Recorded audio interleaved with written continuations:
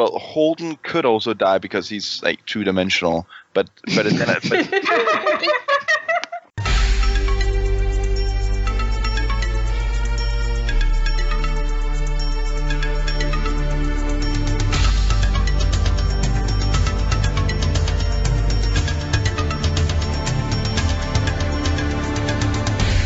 Hello and welcome to Vassals of Kingsgrave. Today we'll be discussing seasons 1 and 2 of the Expanse TV show, which is based on the books by James S.A. Corey.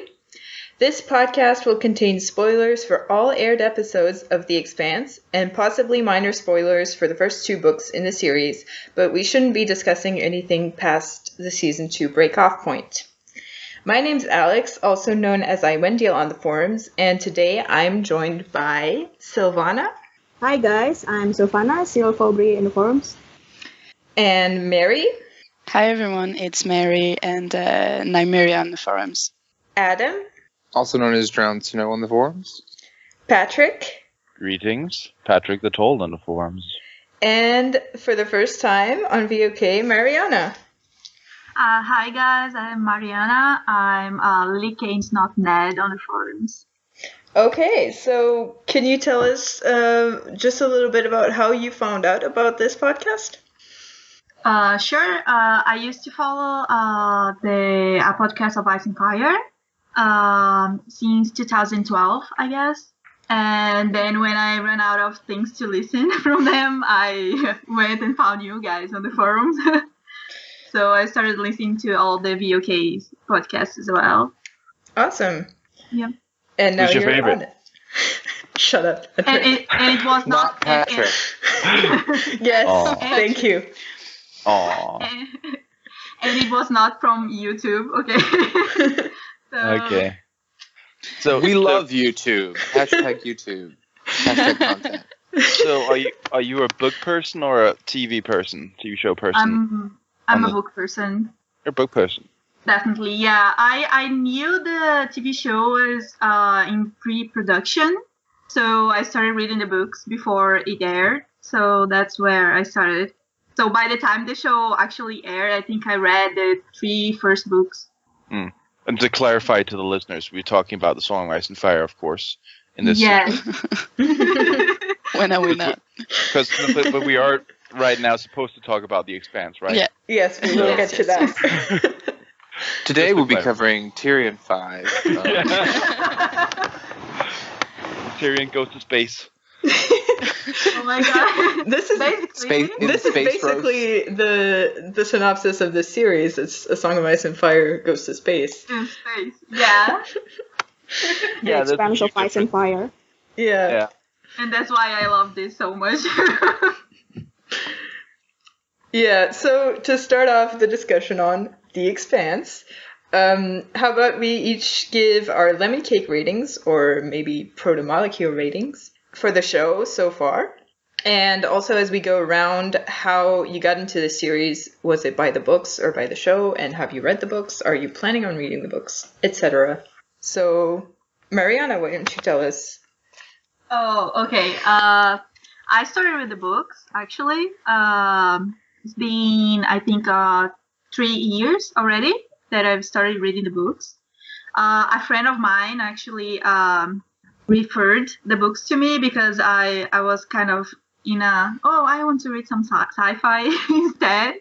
I was in an overload of fantasy for a while. So, yeah, I started the books, and the TV show was actually a very good surprise to me, because I thought it was going only to clone everything, like Game of Thrones first season, but it actually surprised me a lot as well. So I think I would give it a 5, not lemon cakes, proper molecules. All right, Marie? So I got into the show with VOK. They're doing an episode about that. Okay, I'm going to watch it. So thanks, Alix, for for making me discover this, because it was an interesting watch. I'm thinking of reading the books. It's not exactly the kind of books I usually read, but I'm getting into less and less pure fantasy and more different stuff. So I'll probably try it at some point. And as for ratings, I think I would go to 4 protomolecules. I really loved it, but we'll get into that. I think there was some weaknesses still in the show, but it was overall really gorgeous and really fun to watch. And I love sci-fi shows. It's been a while since we've had one, so that's a good thing. Okay, Patrick? Well, yeah, so the way I've gonna rate it is like compared to reference points. And the Song, Ice and Fire books are excellent. I mean, they're 5 lemon cakes for me. And the show, Game of Thrones, is 2 lemon cakes for me, right?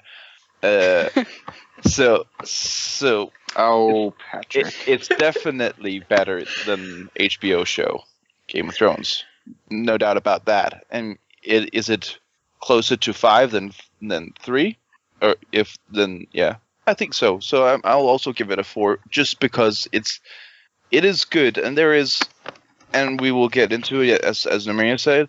There is the internal logic is not as solid as I would have hoped, but yeah, we can get into that later on. But yeah, it's a good show, and the best part of it was, for me, we can get in, is the whole thing with zero gravity and how it affects the human bodies. That's actually what got me hooked to begin with. So yeah, I'm very glad for being introduced to this, and I will read them at some point. And 4 lemon cakes from me. Okay, thank you for this very deep analysis. Silvana?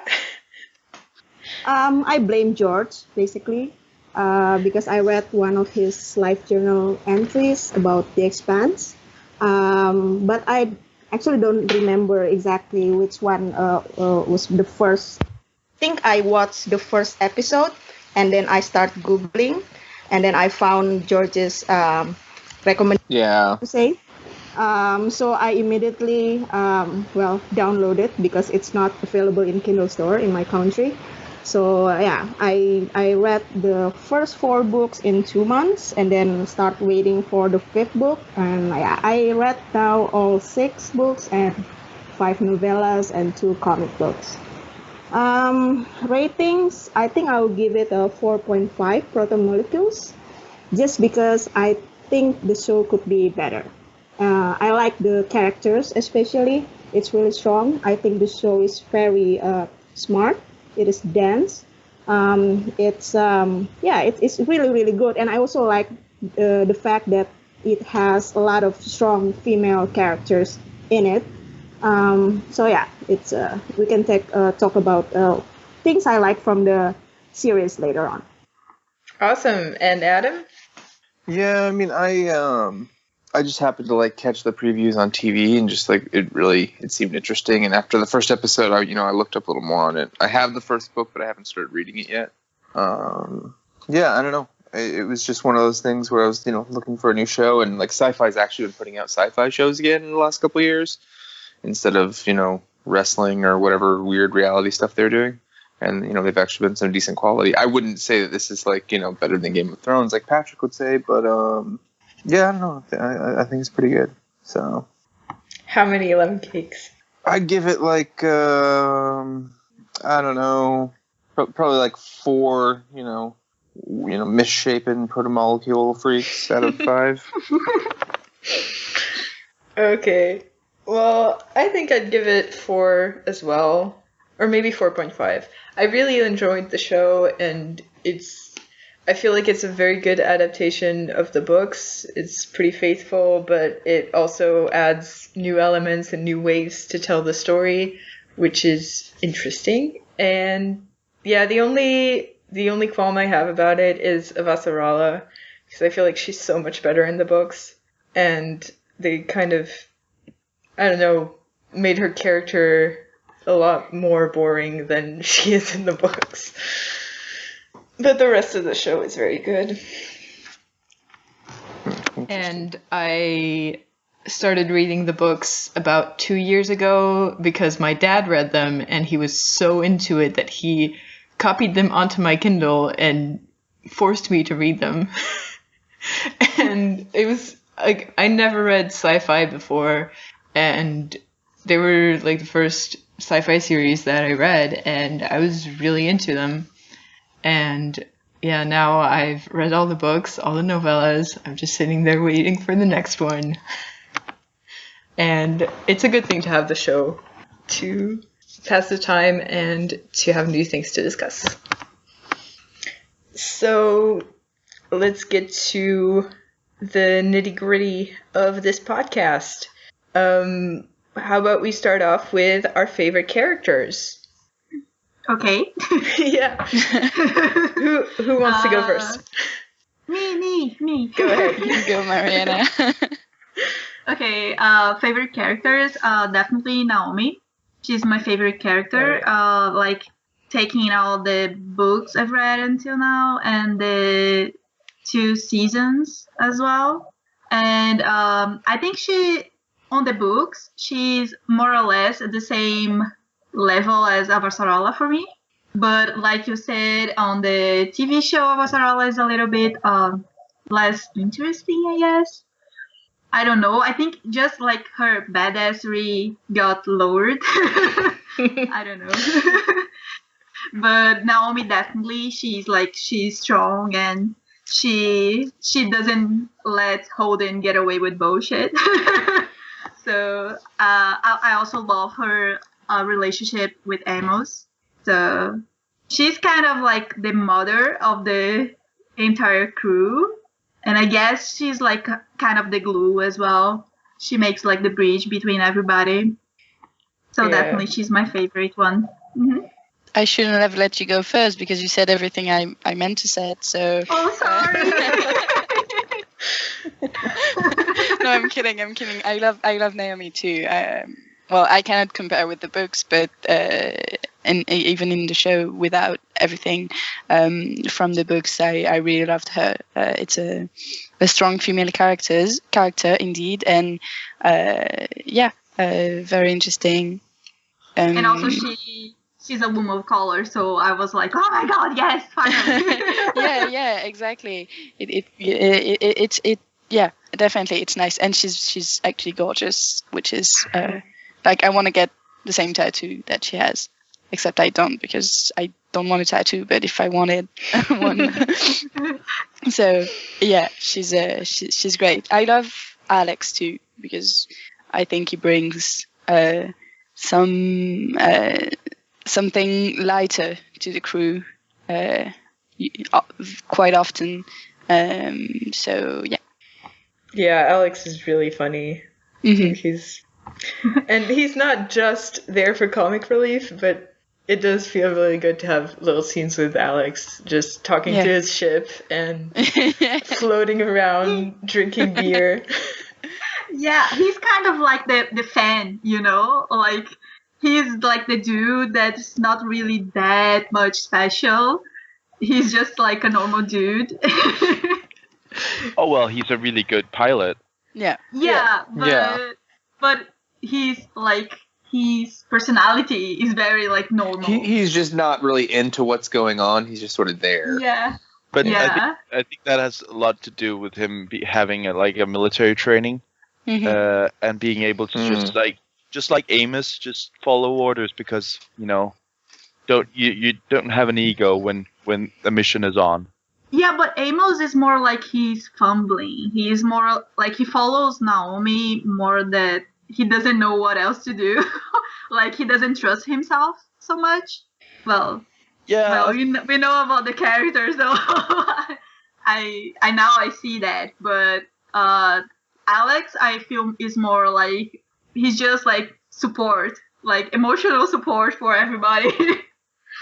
Yeah, my favorite characters I think is Amos and Fred Johnson, I think.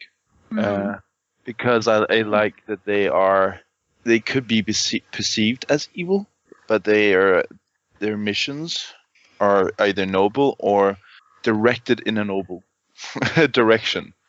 Amos lets himself be directed in a way that he actually does good. And Fred Johnson has, noble causes in mind when he does his actions, even though they can also be perceived as evil. I like that he's multifaceted.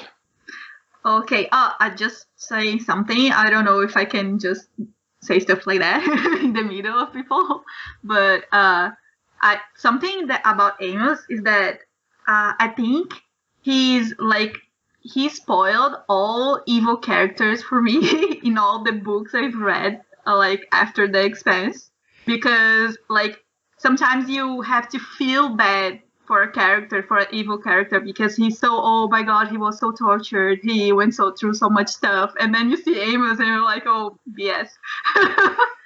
He's he doesn't have to be evil, he could be a total psychopath, but he still had just grabs to someone he knows can direct him to do good. Yeah, he tries to stay on the right path and attaches himself to people he thinks are good so that he doesn't go crazy, basically. Exactly. Yeah. So he's all the other evil characters, oh, I'm so tortured. Oh, why these me wolves? And feel sorry for me, but I did all this evil stuff and killed everybody. I'm like, oh no, Amos is dead. So I can't just handle these kind of characters anymore. He's just spoiled a lot of books for me now. Yeah, definitely. But that's always been a thing for me, that I feel like a lot of evil characters, they are essentially just emos with a power trip. Yeah. They're just misunderstood, bro. I'm killing all these people because I'm misunderstood. No one understands me. I don't want to go to my room. I'm going to kill some people instead. Yeah. So, yeah. I mean, everything you just said is true. But, it was just refreshing to see Amos being this character. I don't know if I feel like I have empathy for his character, but I feel like the whole knowledge. Do you see yourself in him? No, I think we all can see a little of ourselves that we sometimes choose to do good because it's not because it has any serious consequence otherwise, but we just choose to do something instead because we strive to be better than we really are, and that's essentially what he does. But he has such a big, larger hurdle to go over because he doesn't feel he doesn't have an emotional consequence for doing bad stuff. So yeah, I feel he's inspiring almost. Yeah, he doesn't have the normal guilt that drives him. But he's also a character that you don't see that often. Holden is basically a big cliche of this kind of character. You can see him on pretty much every one of these shows, at least in my opinion. He even looks like Jon Snow. Yes. Nobody tell Tanya. No, much more handsome. I guess if he had long hair, I don't know. Yeah, honestly, he could just as well be cast as Jon Snow, and then nobody would notice. Yeah, I completely agree. A long-lost Stark cousin. Yeah. Even Alix and Naomi are kind of, they're not as cliche as Alden, but you can see everyone's place in the crew. And Amos is the kind of character that you don't see that often. There's always a kind of brute, the guy that's gonna be shooting people and acting rather than thinking, but not with the same kind of depth that Amos has. So it's a really interesting character. Yeah, also, Amos's job isn't to be the brute or the security guy. He's just the mechanic on the ship. Yeah. So he's expected to act kind of normal. The psychopathic mechanic. That's it. Is it like on Firefly? Like if you just combined Kaylee and Jane? Kinda. But I think he has more poker face than all of those. But I was also thinking. I mean, you say that we don't see this very often, but I feel like I've experienced it before. But in role playing sessions, I mean, a lot of people haven't probably done a lot of like tabletop role playing. But in those situations, the group dynamic is usually like centered around some person who is like the primus motor, the leader, and he does the choices. Usually, he also ends up being the one who takes the moral fall for everything, and we have then a moral anchor. Usually, that's also very very common. And sometimes, which is one the characters that I find most interesting, there are these tool characters that are there to fill a role, and the whole concept around them is that they couldn't care either way really what they do. They're there and they'll do their job well for that simple reason that they've been hired to do that, or they have some sort of connection.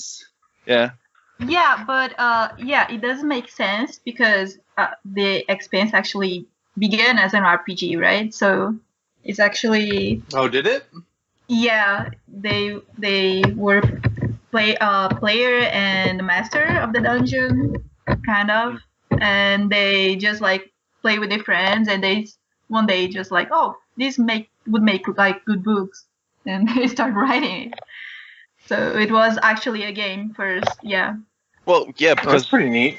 Yeah, see, I like that because for me it does really make sense with the normal roles. You tend to do those because you want the dynamic of the push and pull between what needs to be done, but that we have to like reflect on our actions afterwards in a role playing session.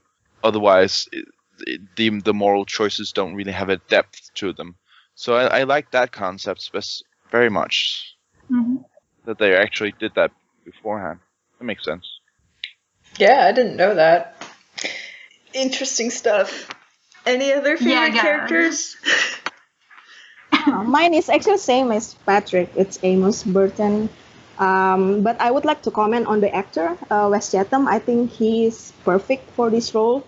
All these nihilistic vibes. And I listened to, I think, one of the podcasts about the Expanse, and Ty and Daniel, they told the story about the Wes's audition, where the other actors who apply for this role, they were making this threatening, glowering, faces and voices, and he's the only one who's very deadpan and very quiet, but still really really threatening. So that's why he got the role. And Amos is awesome. And he's actually a fan of the books as well. Yes. Yeah. Lots of the actors actually read the books. Yeah. Yeah, not like in Game of Thrones.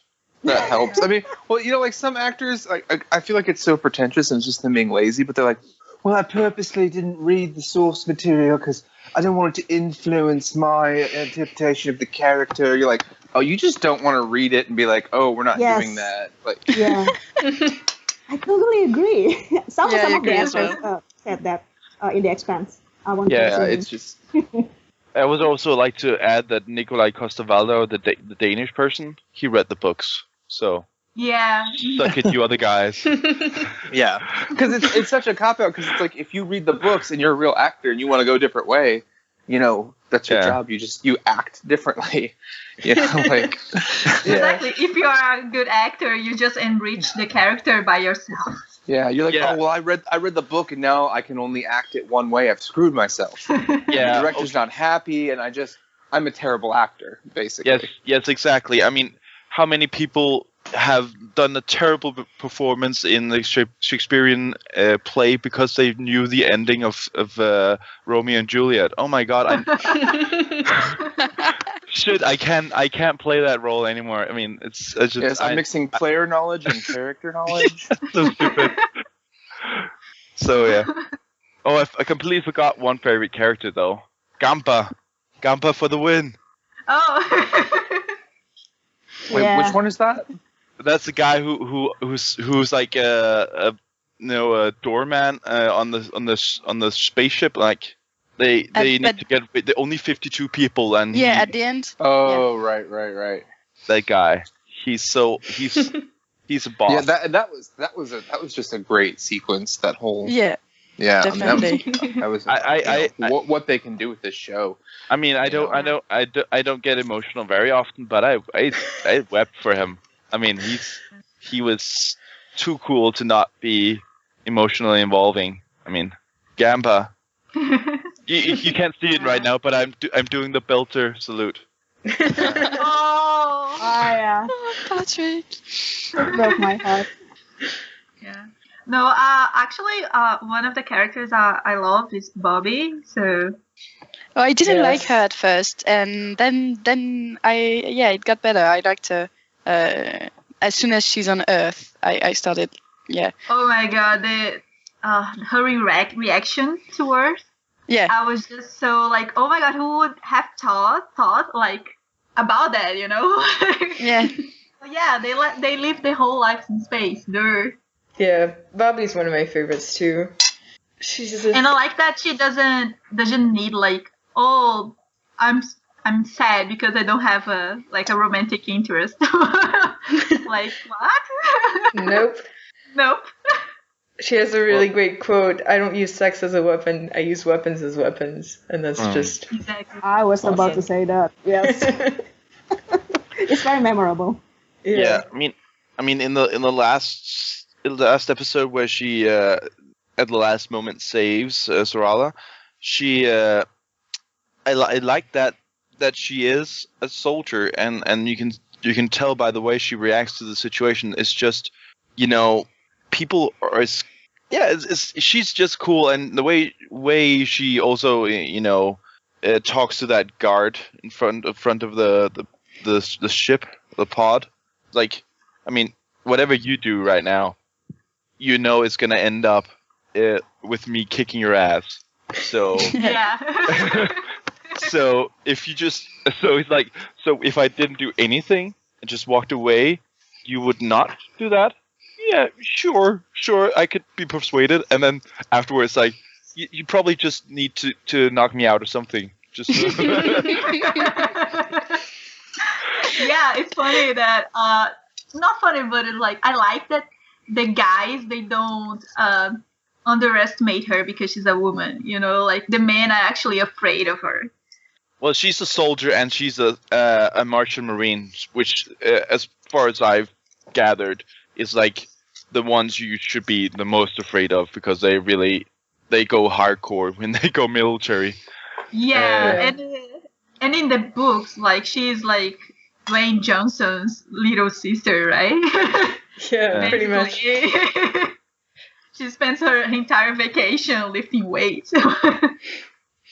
Yeah, she is. Well, the actress's body type doesn't really show that she's super ripped, but I mean, the way they play her strength is like she is very strong, even though she doesn't look like a bodybuilder. Yeah. Yeah, and the actress is a boxer, I think, too. So she knows how to fight. Yeah, I think she does look strong, actually. And yeah, I actually like that she doesn't have the body of a bodybuilder, and that she looks like a normal woman, because that's what we actually look like in real life. Exactly. Yeah, but like what I like about the novel is that they all describe her like she's womanly. She has curves, she's a hot woman, but at the same time she's very strong. She has muscles, but she is like, I sometimes imagine her as Serena Williams, kind of. Yeah. I can see that. Yeah. Yeah, I can see that. But Gampa, though.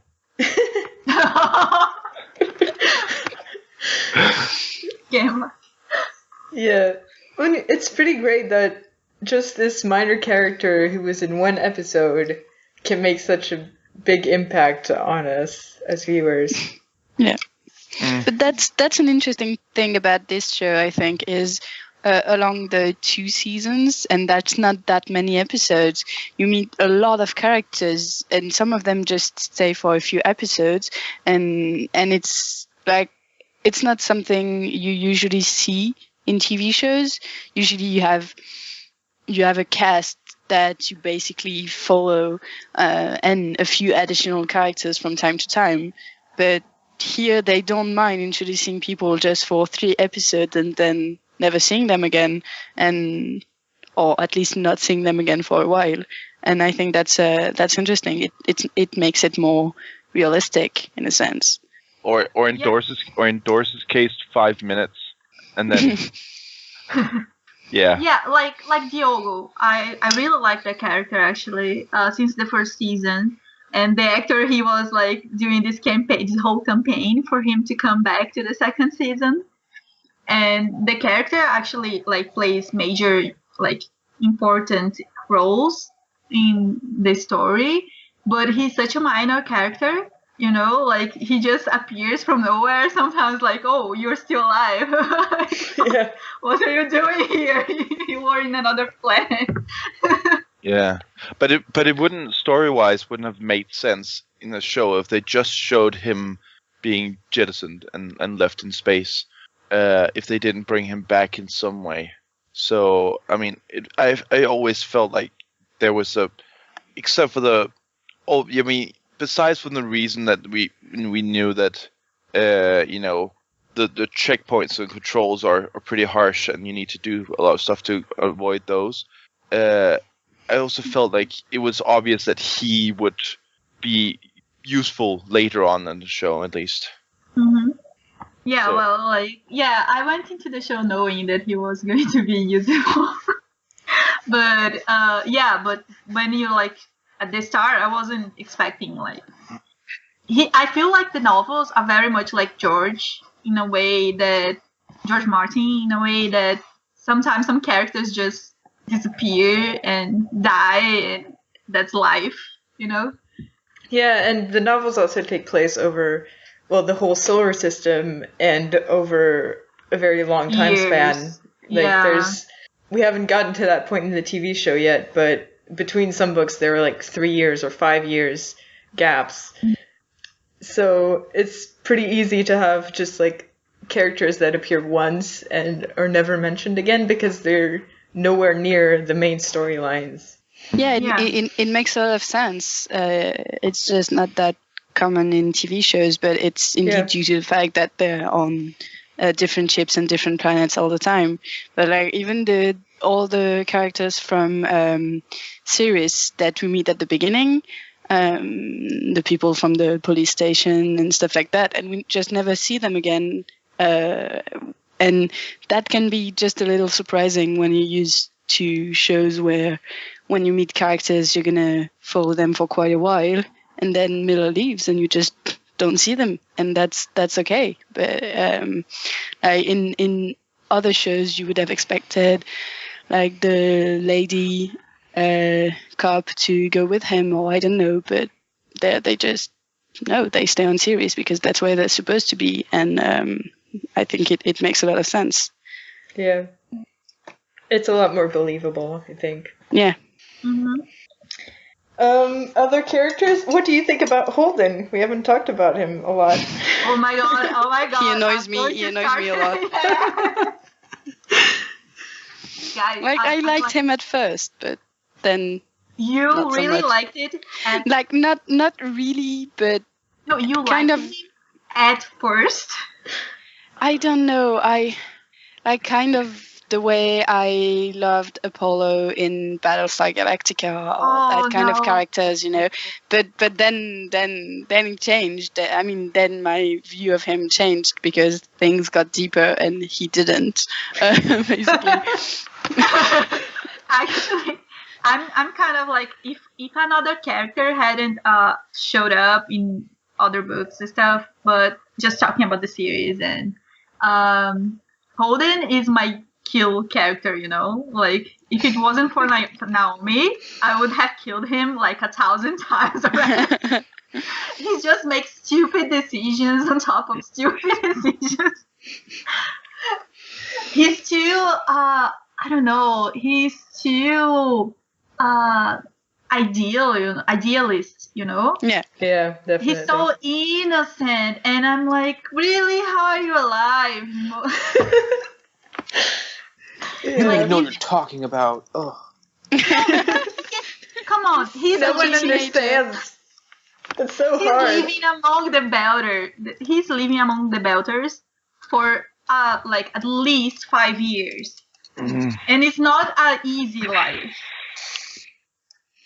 And he's still so at the beginning, like the first scene, you know, with him in the Rossi, and not the Rossi, but with him in the Canterbury, and I don't want to be the captain, co-captain, whatever. And you're like, oh, maybe he's going to be jaded. No, that was like totally. I'm trolling you guys because come on, that's not his personality. He's such a puppy, you know? Like now, where we are now, I'm kind of feel sorry for him in a way that is like, I'm sorry you came this far. Oh. Yeah, I wouldn't go that far, but I am. I'm kind of like hate him, but now I'm like, eh. I'm so I think sorry. he's getting better though. I'm so sorry. Yeah, you know, Sorry he's you lived. he's fine. It's fine. Whatever. It's fine. Yeah, he's not awful. Someone has but- to make the decisions for no reason. Yeah, someone has to push the plot forward by making stupid decisions. But I think he's not like it's both the character and also the actor who kind of like how is it called? Like the Jon Snow. Kid Harington? I mean, I know what you're talking Yeah, about. nothing wrong with he Jon doesn't Snow. have a lot of like he has basically two face expressions and that's it. I mean, Yeah, it is true. He's always pouty and I like know. oh. So I it's keep trying to figure out like like- what else I've seen him with, and like So I many can't think of hates to anything. Holden. Actually, at first, when I first saw that actor, it was exactly the same as like, Jon Snow, is that? Well, Because he has that face of like, oh, you kicked me when I was down, you know, Yeah. like cry. Like I want to lay down, roll, and cry. he was apparently in 10,000 BC. Yeah. Didn't see And it. Sky High. Sky I saw High? that. Yeah, Sky High. His, Oh no, that's a for- horrible for- one. Yes. piece. I forgot the name. And the other one, the Covenant? Yeah, Covenant, yeah. Yeah, the Covenant. And Oh, Pod. about all the emo dude witches. Yeah, that one. So, nothing great. Yeah. Okay, that's good. Maybe he just looks like what is it? Shane West? No, he looks like someone else. I think is what it is. You should just have a northern accent, and we can like merge the two series. I actually kind of know. It's gonna be the proto-molecule. I don't know. Because the proto-molecules is dark and full of terrors. No one should have it, so everyone should. You weren't on series. Yeah. Did you guys see the way he's kind of turning into Miller territory? He's becoming this kind of a Ahab character, which is the proto-molecule is his white whale. Yeah. Yeah. Yeah. I mean, it killed his lady, right? Yeah. So. yeah. We haven't talked about Mira actually. So what do you guys think of him? Miller is Awesome. like the character I hate the most, but he's also the character I love the most. Yeah, Thomas Jane is just Yeah, so the actor fantastic. is phenomenal. Playing yourself. Yeah. Yeah.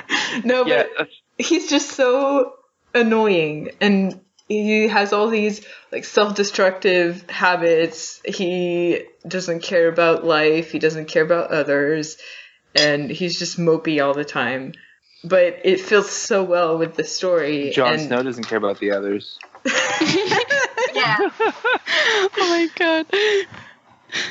Yeah, But we Miller can is Jon say- Snow. Yeah, but No, we can but- say definitely that he's like the pro part of the TV series. Like, the actor actually saved his character for me. Yeah. In the books, I didn't like him at all, but the actor in the TV series actually made me like him. So I was like, oh, okay, this guy's good. Well, Yeah. he's like Jake from Chinatown. He kind of, in the first season at least, he kind of adds a noir feeling, space noir, if you want to say. Yeah. And he completely acts like Jack Nicholson's character in Chinatown. Have any of you watched that movie? Nope. Not in a long time. Oh, it's a phenomenal movie. You should watch it. Yeah. It's so good. But yeah, the way he's just like he can't stop picking at the thread of this mystery, and then at a point he just like catastrophically gets involved and it cannot get out until everything has been like the whole storyline has been gone through. He's at the point of no return, and that's essentially the same storyline as in Chinatown. Yeah, Miller and this Jake from Chinatown is basically the same character, just in space. I like it. Yeah, I think the thing I like about Miller is how the fact, like, he has his place in the story, and he's the annoying character who is, like, you're kind of always wondering, why are you doing this? Just let go home, have a good life. But he will not do that. And that pushes the story forward. And I don't really like Holden's character, but I like the dynamic between Holden and Miller, because Yeah. they're both kind of annoying characters when you watch them separately, but when they come together, they're really entertaining. I agree. Mm-hmm. Yeah, definitely. And I like Naomi's affection for Miller and the way she understands him. Yeah, that's because pretty cool. in the end, he's a very sad person. Yeah. Because, come on, he actually goes that far. He doesn't have anything to go back to. Even though Olivia, the girl cop that was interested in him, he didn't actually love her. So, like, hey, I don't have anything here, so... Yeah. Okay. Yeah. Also, in a group dynamic, sometimes these characters are made to, specifically play up against another character, and I think Miller specifically was made to be like the counterpoint to Holden. Definitely. Because Miller is jaded 101, as he is as jaded as can be. Until he finds some sort of obsession in Julia Mao, but Holden seems just to be reluctant to grab his destiny, so to say, like a proper Harry Potter, and that those two, the contrast between those two is usually what makes the best stories, Mm-hmm. Yeah. So. Yeah, I agree. And also, I like the point where, like, Julie Mao ends up being Dulcinea for both of them. Like, they are both kind of Don Quixote in a way. And they are just, like, both of them trying to rescue this girl or, like, trying to solve this mystery at the same time. And it's, like, a totally, how can I say, something that can be saved. I like the hopelessness of the situation for both of them. Yeah. Mm-hmm. Let's see, what other characters haven't we talked about? Sarala, what did you think of her? Well, you guys obviously like her better in the books, but I liked her quite a lot already in the show. I don't know, she's also a strong female character, and she she understands things, and she wants ultimately she wants peace. And I think she's more leveled than a lot of other characters who just want to say just shut up and stop stop trying to make war. And yeah, so she's interesting in that way, and she's badass as well, even though she is apparently less that than in the book. Yeah, and she's hot. Yeah. And in the books, kind of not. Yeah. At least he's allowed to swear now in season 2. Yeah, in season 2 she starts to Yeah. swear a little bit, like once per episode. Yeah, I Is was like, oh my god, is this going to turn into Battlestar Galactica with all the frack and stuff? But, oh, No, thank they just God, bleep it no. out if they do. Yeah. So is Sarala not hot in the books? She's more of She's a Queen of Thorns kind of character. She's a little old lady who Yeah. swears all the time. You know, then I don't want to then I don't want to read the books then, because But she's so cool in the books. yeah. if she's not Yeah, hot, she's then awesome. what's the point then? And See her in the book. You can imagine Her her. relationship, yeah, her relationship with Amos, it's awesome. It's like epic Oh, yes. level. Awesome. Spoilers. No spoilers. Yeah, no spoilers. And also with Bobby, obviously. Wait, what? Yes. Stop Stop talking talking about. about the books. Okay. I know. I said I didn't want to read the books, but that's just jokes, you know. Yeah, I'm going to eventually. Yeah, me exactly. too. Yeah. No, but okay, it's not a big deal. But No, Yeah, it's not. as we've talked about, I mean, whatever happens differently in the books in the first 2 books is definitely totally okay to talk about, because that's interesting in itself to know that this is not how it was supposed to be in the books. Even though you guys seem to say that mostly everything is quite, faithful, right? Yeah. Are there any things you feel are too different in the books, in the first 2 books? Not so different, but there are some small details in the TV series that they inserted even in the first season that will like connect to like the 5th book, and you didn't even like had any idea that was going to happen in the first book, but they already had an idea because in the books we go through point of views. So since the TV show, they started to show Sarala as well in the first season. They had to bring more stuff that it doesn't happen in the first 2 books. Okay. Yeah. So Sarala is just more fleshed out, or No, she just is shown earlier on in this show than she is in the books, because she only And comes they in changed. in book 2. Yeah, and they changed her son's death in the TV show as well. Yes. Yeah. I think the character interaction among the 4 main Rosie crews are also different. In the TV show, they made it, it seems like they're more antagonistic towards each other. Compared with the books, they, even though some of them are maybe not as close as they're going to used to, but yeah, it's more antagonistic, and there are a lot of conflicts, especially you see that in season 1. But it's fine. Yeah. Like the whole thing with the Martians when they are being interrogated. That stuff doesn't happen in the books at all. Yeah, Like and the way the way they treated Alix in some of the first episodes in season 1, it actually made me a bit uncomfortable. Yeah. Poor Alix. I was like, no, Poor Alix. don't do that.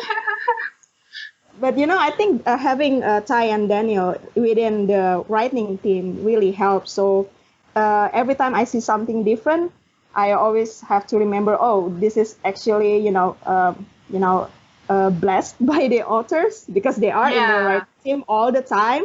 It's not like they're, they are in the room with the other writers, and they actually gave explanations on why do they change this and that. So, yeah, I mean, it's the author. So what do we do?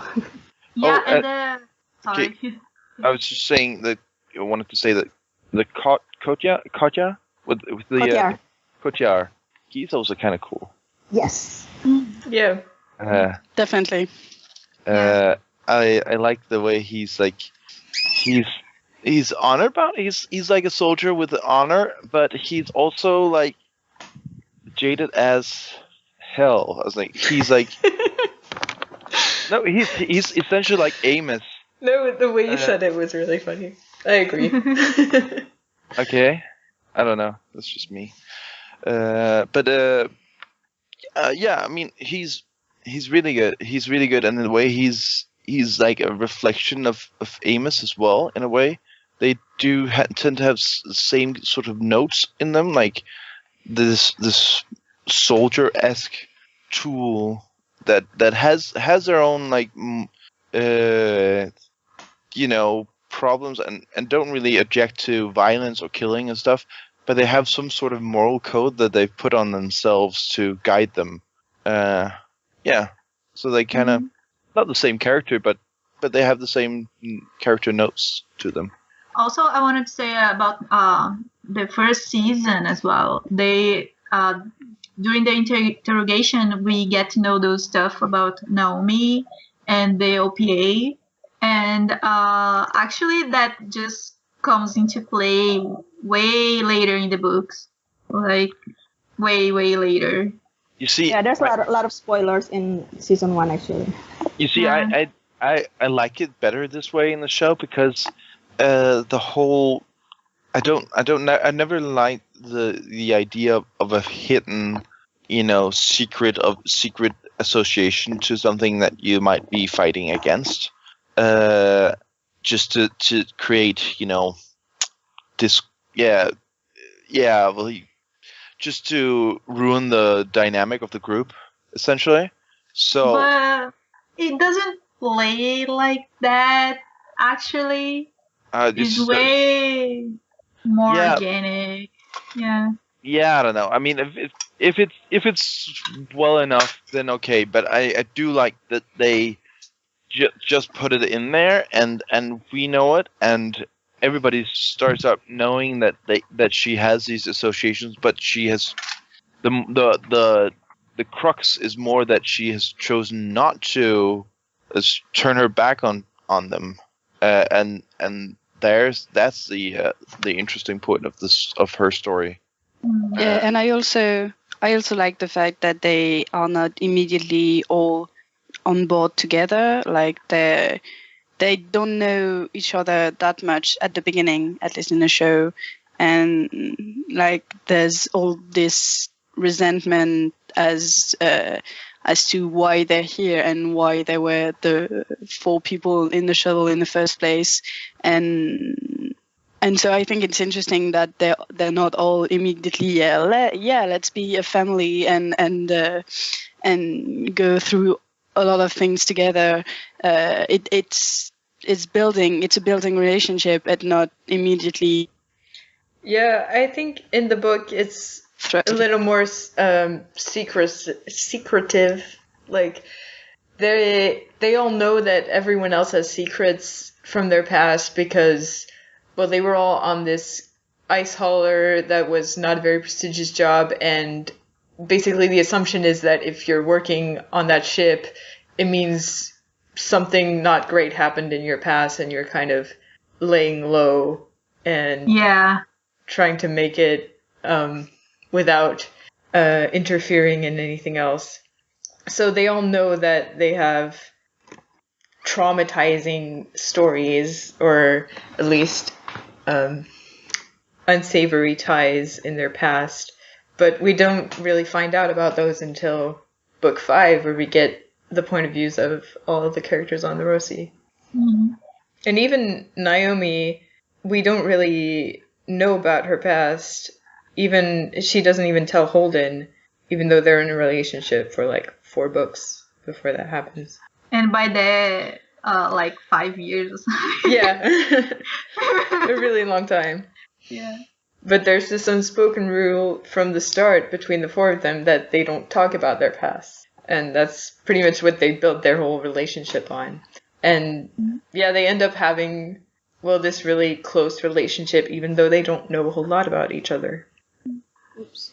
I also like to comment actually on the mixed characters. So there are some characters like Drummer, who's actually a mix between a certain character in the book named Sam, and also Drummer herself. And I think Kotyar is also a mix between Sarala's assistant, Soren, and yeah, Kotyar himself. Yeah. So, Yeah, I was wondering about Drummer when she was first introduced in the show because they don't give her name right away, and I was like, "Is that Sam? Is she going to be Sam?" And in fact, it wasn't. But I hope they do introduce Sam later though, because I don't know, I like that character for reasons I won't discuss because spoilers. Yeah, yeah. Let's see. Are there any other characters that you want to bring up? I don't know. I would just say that I really like the guy that doesn't need a back suit. He's my favorite. I'm not sure Bro. guy is the right term, but sure. Okay. Human being? No, that's not right either. Whatever it is. Yeah. Yeah. I don't know. It felt kind of weird because, like, it doesn't talk, but it has facial expressions. Well, kind of. Yeah. Kind of. Yeah, and it was such a pivot. Like when like that whole sequence, I was like, wait, what is going on? I did not expect that to happen. I guess the middle of the season moved pretty quickly, didn't it? Do you mean the sequence on Ganymede with Yeah. the When first we're one, like when we're with first introduced to that. So. yeah, with Yeah. Bobby and her team, and yeah, I was really confused as to what had happened for this whole thing. Well, I guess as we should be confused because she is, and we only understand later. But it was like, what? Why are they fighting? And yeah, it was all weird. Yeah, that's the whole point of it, is that no one really knows Yeah, how it happened apart from Bobby, who doesn't remember everything. Yeah, and the obviously. cover-up doesn't even make sense for a little bit. Like you're like, Yeah. wait a second, like. Well, okay. Well, I don't know. I feel like, well, it's the only piece of the puzzle really missing in that storyline. I feel was the connection that Mars was actually already like in negotiations, right? Yeah. The rest, Mhm. all the rest, we had all the information to gather as much as it was a test. They were being monitored, and yeah. I mean, almost everything was there, and I think you could at least do a lot of the assumptions upon the information we got like right away, almost right away. So I don't know. Maybe. I mean, I guess yeah. Hindsight and all, but Maybe. I don't know, because it was kind of hard to go from the proto-molecule as we saw it on Eros to this kind of humanoid thingy that can attack people actually in a kind of human way, or at least Well, not just infecting and I mean, I them. guess there was a bit of a time jump there too, right? Like a small one. I mean, it was like how many Yeah, it months doesn't ahead did happen we go? immediately after. Yeah. But so it's hard to imagine that's what's happening, because the only thing we've seen from the proto-molecule is infecting people and stuff like that. Well, Julie Mao sorta. Yeah, sorta, but it's I don't know, it's not exactly the same thing. No, it's not the same thing, but there is a sort of a mixing between consciousness and protomolecule in a way. Yeah. And I agree. she should even get like sort of a corporal form, right? Mhm. So extrapolating upon that would bring you to at least the assumption that if someone had done enough experiments, then they could possibly have, mixed or made a hybrid. I don't know. Yeah. Guys, sorry, I have to leave for a few minutes. I'll be back soon. But You gonna I have vote? to leave the call. No, I voted this morning, but just a friend is calling me, and it's Green thumbs. so I'm just gonna call her back, and then I'll be right back. Okay. Sorry. So, do you have any favorite episodes or favorite scenes that you want to discuss? I mean, we already talked a little bit about Bobby's scene in the last episode. That was pretty badass. I mean, that was one of my favorite scenes. When she meets the electrician in the corridor, and she radiates badassery so much that this guy's just like, okay. I thought it was great where he was like, yeah, rough me up a little bit, stuff in the locker, and I'm like, oh, I think he kind of wants that, like. It's like kinky. Yeah, exactly. Yeah, and even the scene right before where she beats up those two guys, and she just leaves going, oops. Yeah. And the cucumber scene, the cucumber sandwich, is hilarious. Yeah. Oh my god. I could have, I was supposed to be looking at Sarala, but we ended up looking at her. She's so funny. Yeah, it was a good little like extra detail that you just saw her eyes like open wide when she tried the cucumber sandwich. It's like, what is this? Is totally so great, man. Actually, I have two scenes from the first season for people that are going to start watching or are watching now. I don't know. The first one is the coffee scene where Holden opens the cabinet and he's like, ah, yeah, I love that as well. The face of the actor finally made something. Yeah, he actually has 3 expressions, and one of them is coffee. It's coffee, yeah. The coffee face. We've all had it. Everyone has ever, yeah. We've all had it at one point. Like, so, like, zombie state, and then somebody says, do you want a cup of coffee? Yes. Yes. How did he know? Exactly. His face was perfect, yeah. And the other one is the donkey balls. Come on, it's like they are all getting so desperate, and Alix is just like polyglottal. Just to be on the safe side, donkey balls. How about the way because of the way Martians were portrayed to begin with, they were like antagonistic and everything, but they ended up being like the most honorable people we've seen yet in season 1. When would you say that they're the Vikings of this world, Patrick? Oh, that's a good question. Who fits the Viking build the best? The best ships. Yeah, the best ships. They're shipbuilders from a kind of near land. Harsh environment. Yeah. They don't officially raid, but, they do pull people over and jack them along. Maybe. Physically superior? Yeah. Are they, though? I mean, Not on Earth, once you get to Earth. Not on Earth, yeah. No, but that's... But in space... I mean, on Earth, yes, they have a problem, but they still train in 1G they just essentially need to take drugs to not have the problem right away, right? Right, Yeah, right. yeah. They're not like the Belters who don't have like the bone density. Yeah, they can still survive. Yeah, but Yeah. I think they only would be in, I don't know, they only would be the superior in space, because down on Earth is like Bobby, you know, like the whole agoraphobia thing. Fish out of water, all of it. Yeah.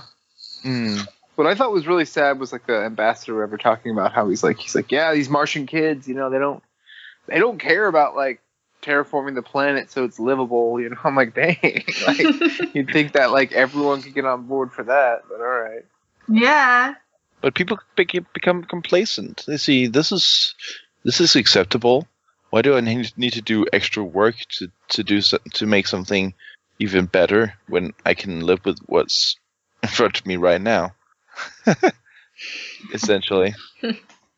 Yeah, but I thought that actually I had that impression before that that the Martians were so righteous to Earth people because of that, because like Earth is all like they are so lazy and the government does everything, and I wasn't expecting that from the new generation of Martians actually.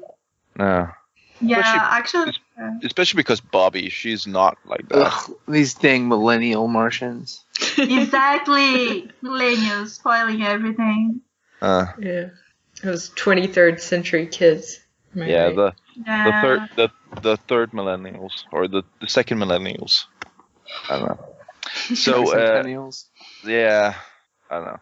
But yeah, Bobby is not like that, at least in the show. She's a lot more, you know, ready to fight for everything. Just like that in the books as well, yeah. And she shares the dream of a Mars with water on and everything. Mm-hmm. Not like what he describes. So maybe it's not like completely as he describes it, but they might not be as one-willed as the propaganda says, at least. Yeah, So maybe. might be a middle ground. But we don't see what's going on Mars, only from Bobby's point of view. So Yeah. Yeah. But maybe it's also like millennials, you know. Everybody keeps on hating on millennials, but I mean, we're not that different. I mean, in every generation gap, there's gonna be like people saying, "Oh, these guys they don't work as hard as we do," and yeah, definitely. they should. Yeah, so it's always this discrimination. Yeah, it's nothing to From do the- with the economic situation. Yeah, no. but there's the point that if they don't terraform Mars, they are going to be pretty dependent on Earth for like ever. Yeah.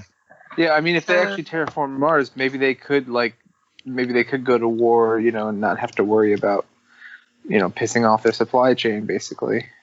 Exactly.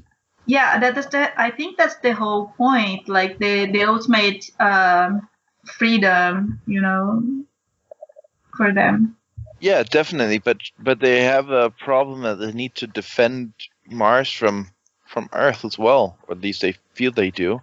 So they've gotten distracted from the main goal, or they've repurposed a lot of their workforce and economy towards defense instead of terraforming, right? So it's difficult for them to They could provide free healthcare if they didn't have that Martian Navy. Yeah, I mean, at least there's no example of that in real life. Not at all. Is the leader of Mars orange-haired? Not anymore. Or maybe in the new one will be. That's right. We're gonna build a wall. We're gonna make the belt pay for it. It's gonna be built of proto-molecules. Yeah, because that's effective. Yeah, we're gonna wall the whole planet. Your seats will be great. They're gonna try to go over here, and we're just gonna say no. This is the way you come.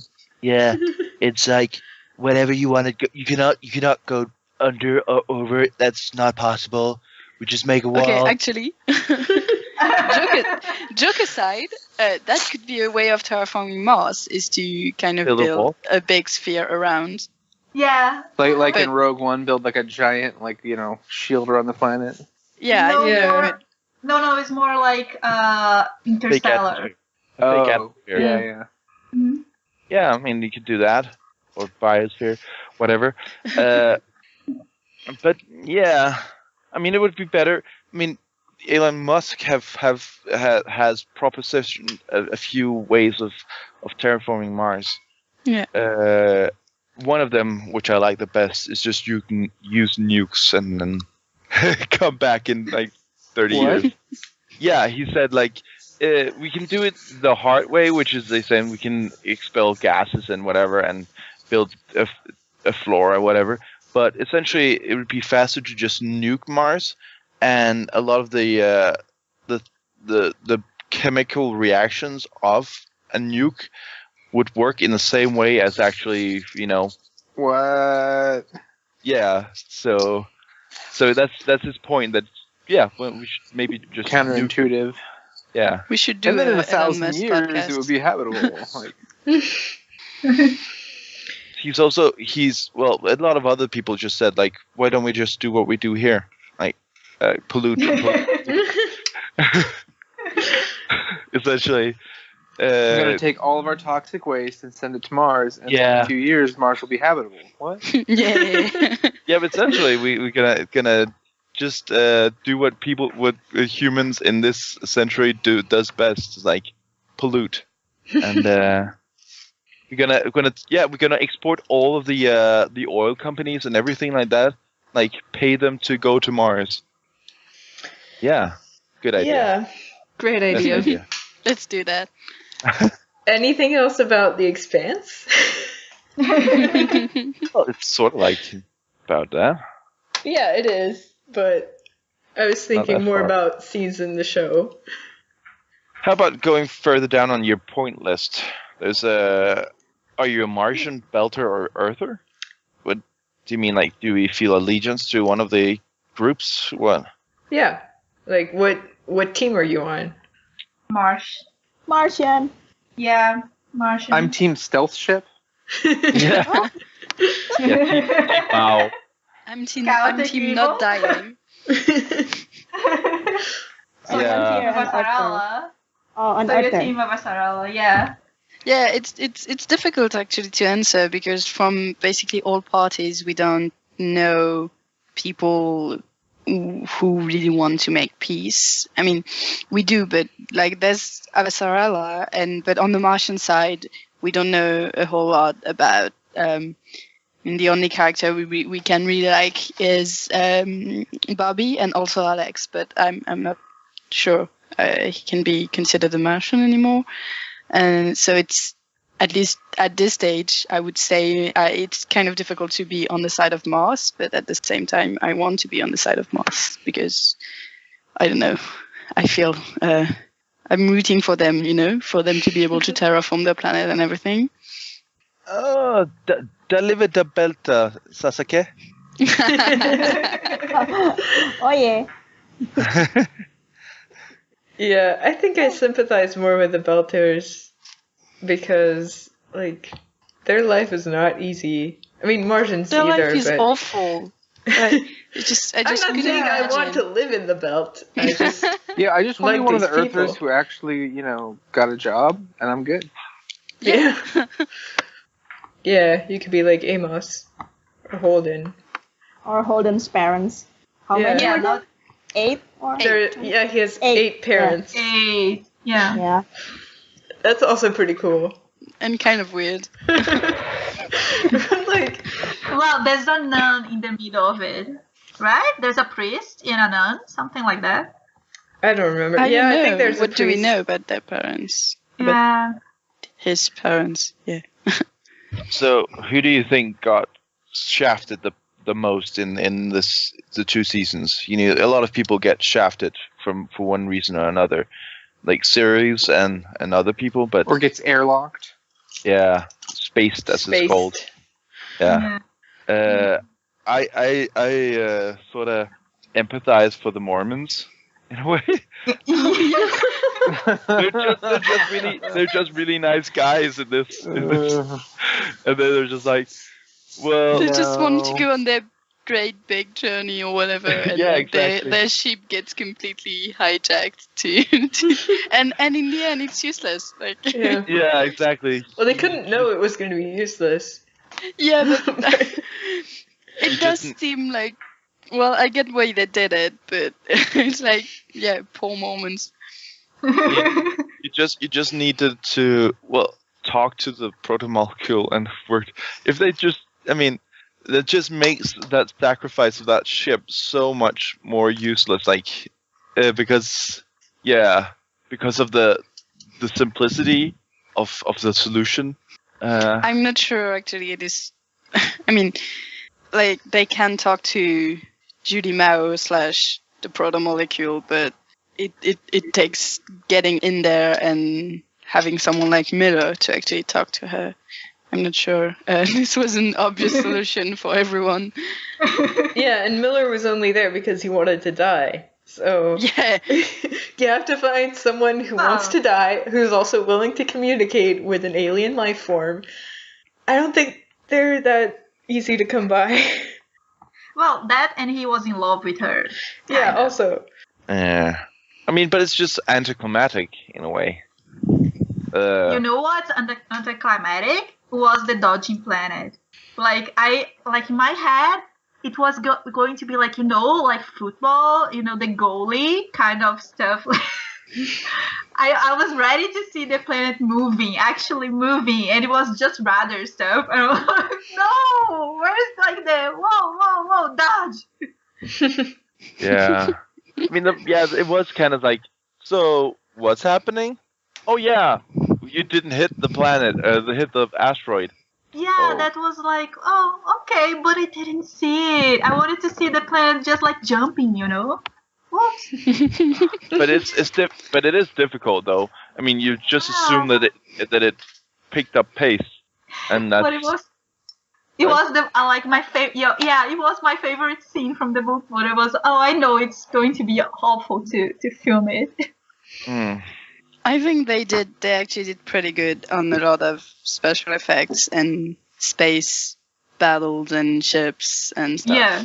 So, Except for the protomolecule. Never make aliens. That's my. you think so? I Yeah, don't know. I don't It like didn't. It doesn't. It doesn't bother me. I mean, the Naufi sequence is good. one thing you can say for Game of Thrones is they know how to CGI their humanoids much better. I don't know. Well, I it's wouldn't- much more believable than the way that creature moved and looked. Yeah, but I'm kind of used to, like, if you take out the other sci-fi series, that was actually pretty good. Yeah. See that's not necessarily saying anything about this series. Much more about sci-fi, right? So Yeah. so just judging it on its animations in itself, I would say Yeah. that they're not top notch. But I mean, yeah, of course they're better than a lot of the low budget sci-fi series I've seen before. Yeah, let's think back on Stargate for a minute and just realize how cheap that was. But good. Yeah. But Yeah, good, Stargate but was really good sometimes. Though, Stargate what was they did. amazing. It was just But- really cheap. Yeah, there was a lot of like, well, we can't show this, or this whole planet is only 2 buildings. Yeah. That's the budget. Yeah. But I mean, I'm really impressed with the quality of what they've done with the CGI and the practical, sets and everything. Me too. Definitely. Yeah, I mean that's part of It's- what drew me in, is especially with that first season. It looked so good too. Like they clearly put the effort in, if maybe not the money. Yeah. Yeah. The space stations and everything are really impressive. Like both the from the rocket. inside and from the inside. Yeah. The Rossi when it turns around to start breaking and stuff like that. Yeah. I really love that. They Yeah, actually detail. don't have enough. Sorry, actually they don't have enough money to do lots of proto-molecule thing. There is a scene that was cut in one of one of the earlier Bobby episodes where they fought on the surface of Ganymede. So there was supposed to be a battle there, but they didn't have enough money to make that scene actually. So I kind of understand why their CGI is not that good. But hopefully, with the season 3 and more people watching the series, getting more hype, they will get more money. Yeah. Hopefully. Yeah. But I was already kind of. It was already a good surprise. I mean, I did not expect that to be this. That's good. Yeah. Yeah, that's good. Yeah. The title sequence was really good too. Yeah. It reminds me a bit of the Game of Thrones one where they move from one location to the other. Kinda, yeah. I think there's probably some inspiration there. I think it reminds me a lot of the Civilization. Oh yeah. Oh yeah. Yeah. Oh yeah, and the pilot, the pilot episode actually, like the whole speech of the Belter explaining all the situation, everything. Oh my god, like it's like 5 lines, and you're like, oh my god, I have to rewind to understand. Yeah. Yeah, But- it's really fast. And as a language major, I really appreciate the Creole they have, the Belter Creole. Yeah. There's a lot of things that I can recognize from Pidgin and stuff like that. So yeah, it's quite interesting to see that part. That's also one of my favorite parts of the show is the Game of Thrones show. It's like when they actually try to make some sort of semblance of a language and grammar. Yeah. Well, in the Expanse case, it took me a few episodes to actually get into it and enjoy it. I mean, it was indeed kind of hard at first to enjoy the sequence with the Belters because I was kind of lost, but even with the subtitles and everything. But in the end, it's really interesting, and you can really feel a community and a language and traditions, and so yeah. And when I you really add loved it. and when you add the gestures and stuff, like, oh, Yeah. I really like that. Yeah, I thought it was really well done. And also the fact that they, even though it's not very exaggerated, they do look different from the Earthers and the Martians. And you can really tell from the start who's a Belter and who's not. I also like the way the character who plays Anderson Dawes does the Belter. Yeah, his accent. I love that amazing. actor. He has it's very close to a what's it called, Afrikaan. Like a South African accent. Yeah. Yeah. He almost sounds like the guy from the lead singer of The Antwoord. Oh. Yeah. And the way he does it, I mean, it's really good. I mean, yeah. The actress, and the actress who plays drummer also have a very good accent. Yeah. Kara G. Yeah. Drummer, is that the second in command on Tycho? Yeah. Tycho being a Danish astronomer. Cool. Yeah. Just want to say.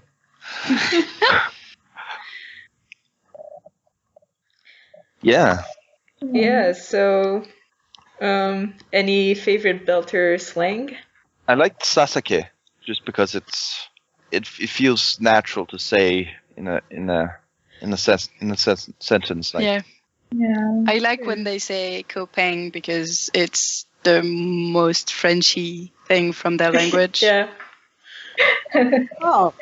It's almost like that. I mean, you would almost say it like that with a southern French accent, and so you can hear the G, the Kopeng at the end. So that's funny. Yeah. I like the Koyo one. Yeah, I think it's I don't know the sound. what language it comes from, but you immediately know what it means. Yeah. Exactly. well, there's definitely influences from Chinese here, and Yeah. I can also see some Anglo, dramatic words into it, like mang, which is person. It's from menneske, which is there was some mensch. Japanese. Yeah, Yeah, There are some also. Japanese, I think, like dolls that he was like saying to that Miller was so baka, and I was like, what? Yeah. And it's stupid in Japanese. Okay. And actually, there's some Portuguese. Naomi actually speaks a Portuguese phrase in the first season Yeah. as well. Yeah. But then again, the interesting thing is that Portuguese words, a lot of Portuguese words have been integrated in Japanese. So Yeah. so it might even have been like a natural thing to add that in, like in congruence with each other. Yeah, exactly. Yeah, the grammar, they actually can overlap the grammar. Mm. Yeah. I So like the. all the proforms of that I can see in there's a wiki page. They do like person is mang, and they could be like if it's that person it's demang. If it's which person kimang, that's like that. They do like that, but they also. I like the fact that like captain is bossman. I use that actually, bossman, Yeah. in daily conversation. So person is mang. Place is flesh. Time is tim. Thing is ting, which is actually the way the Danes spell it. And way or means of doing something, we. So yeah, I like that. I like that they have. I can see a lot of Germanic Anglo words being bastardized, but a lot of the grammar seems to be a more of an Asian thing. Because of the you combine words to with in a grammatical sense, like you have pronouns and whatever, and you just mash them into propositions. Yeah, so that's very Japanese in that way. Yeah, so very interesting. Yep. I like the whole Baltaloda, Beratnas, and all the words they use to address each other, and Wawala. Yeah, it has a sense of. I mean, you can see the relationships between the character by the way they address each other, also. So it's interesting. So in that line of talking, we could just translate how many proto-molecules we give, because there's also a counting table. So it'd be if you gave 5 to it, it would be faf. And I gave food protocols. So Awesome. or fave if you want to combine it with something that is combinable, not a foreign word. Yeah, so very interesting. No, this is the things I really go into nerding about. I see that. You should follow the linguist Nick Farmer on Twitter. He has this daily belter word or something. Oh, really? Yes, and also the actor who plays Diogo, he has a lot of videos of him pronouncing the words, so that will really help. Yeah. Actually, he was the one who started together with the guy who invented the language stuff to do the videos, like little videos to teach the phrases and stuff for people. Yeah. And then the other actors just jumped on it, started doing their own videos as well. Yeah, it's catching up. You see lots of tweets in belters, like pure belters that couldn't really understand. But it's going to be the next Dothraki, I guess, or next Valyria. I feel like I'm more interested in the Belter language than in Dothraki or Valyrian, because it comes from our languages that already exist, and you can spot words and say, oh, that's Spanish, and that's German, and that's Mandarin, and That makes it even more interesting, I think. Yeah, it's like an That's true. advanced form of pigeon, Firefly pigeon. They do it as well. Yeah.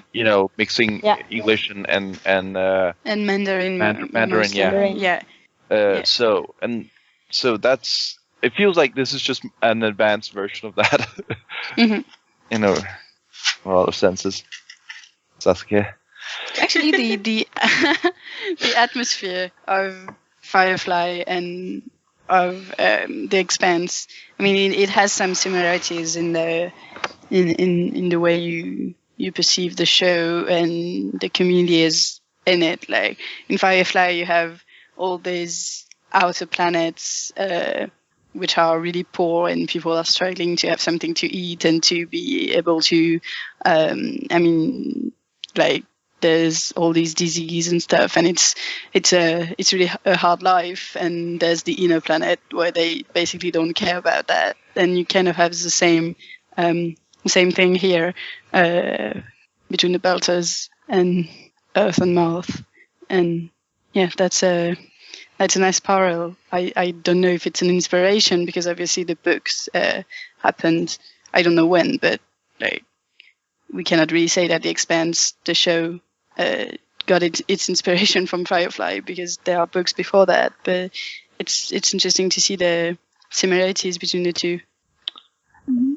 Anyone else see Firefly actually? Yes. Oh, of course. Yes. Too soon. Yeah.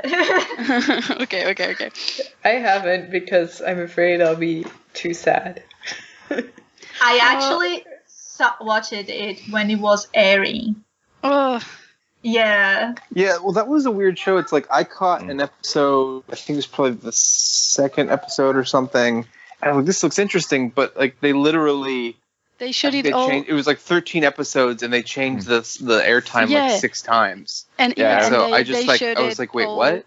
Out And of also- order. Yeah, out of order as well. Yeah. So, Yeah, so there it were a didn't couple make any things that were out sense. of I order. imagine. Like the first Yeah. episode was the 3rd episode, I think, that Oh aired, my god, which was That- crazy. And That's then just absurd. I don't understand. yeah, I mean, I went back when the movie came out. I was like, wait a second, this seems. So I watched the movie, and then that got me to go buy the DVD and like make sure watch all the episodes. Yeah.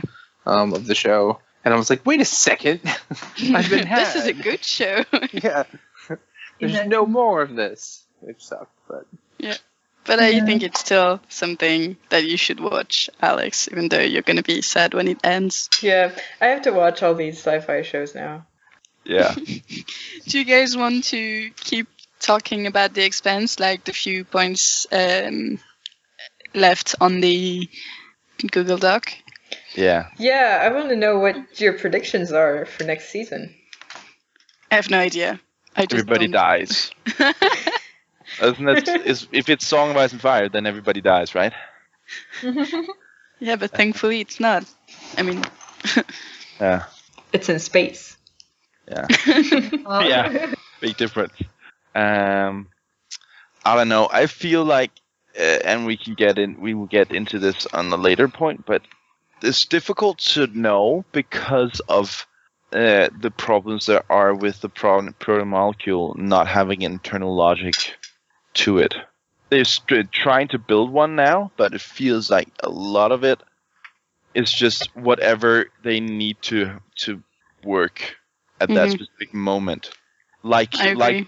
like the Sirius station suddenly, picking up pace and becoming a rocket and yeah, and, it was, and but yeah. that was my Yeah. main gripe with the whole show. Is actually I got completely unimmersed in that specific part of the story because of that. I don't know if like at the point that we are in the books that kind of not that makes sense, but I think you get over it.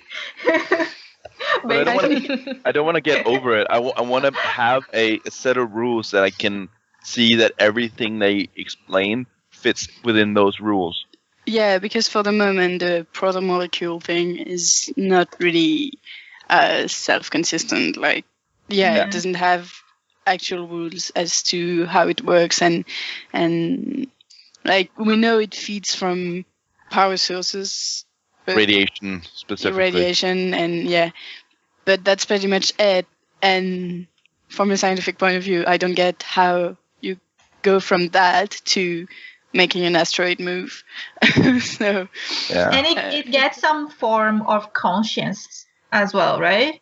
Because we saw Julie Mao and yeah, well, it's said from the very beginning that it's not just a new technology. It's actually kind of an alien form, so life form. So it makes sense that it has some conscious, or I don't know, something, some free will, but it's. I see it more like, programming, when you have like a program and you have an AI, and I see it like that, like it's a biological kind of programming, So you begin with arrows, that is the basic form, and the more it gets to learn, more advanced it's going to be. It's not. I think it's more like a machine, but like a biological machine. Yeah, biomechanics. Yeah, definitely. Yeah. I also right away when they used Julie Mao's neural pattern, because I feel like that's essentially what they did. They copied the proton molecule copied her neural patterns and essentially copied her consciousness into it, right? Yeah. I feel like that's essentially I got reminiscent of Data from Star Trek. Mm-hmm. Yeah, because it's essentially just by some way it just tries to copy the brain, and it does it so well that it can at least encompass enough to make a convincing copy of that person's personality. Yeah. Mm-hmm. So yeah, I definitely feel that's what it did. And it's my main problem is not about Julie Mao. That's what that seems to be okay. I even see how it goes from an alky state to being an actual conscious being or semi-conscious being. But the problem is when they break with science, and they even call themselves out on it. It's like, this shouldn't be possible. Well, it still makes protomolecules magic. Yeah, you just hang a lantern on it, and then no one will question it, because you're like, it doesn't make sense. Well, the show said it doesn't make sense, so it's mysterious. We don't understand it. Yeah, that was also my main gripe with Star Trek generally.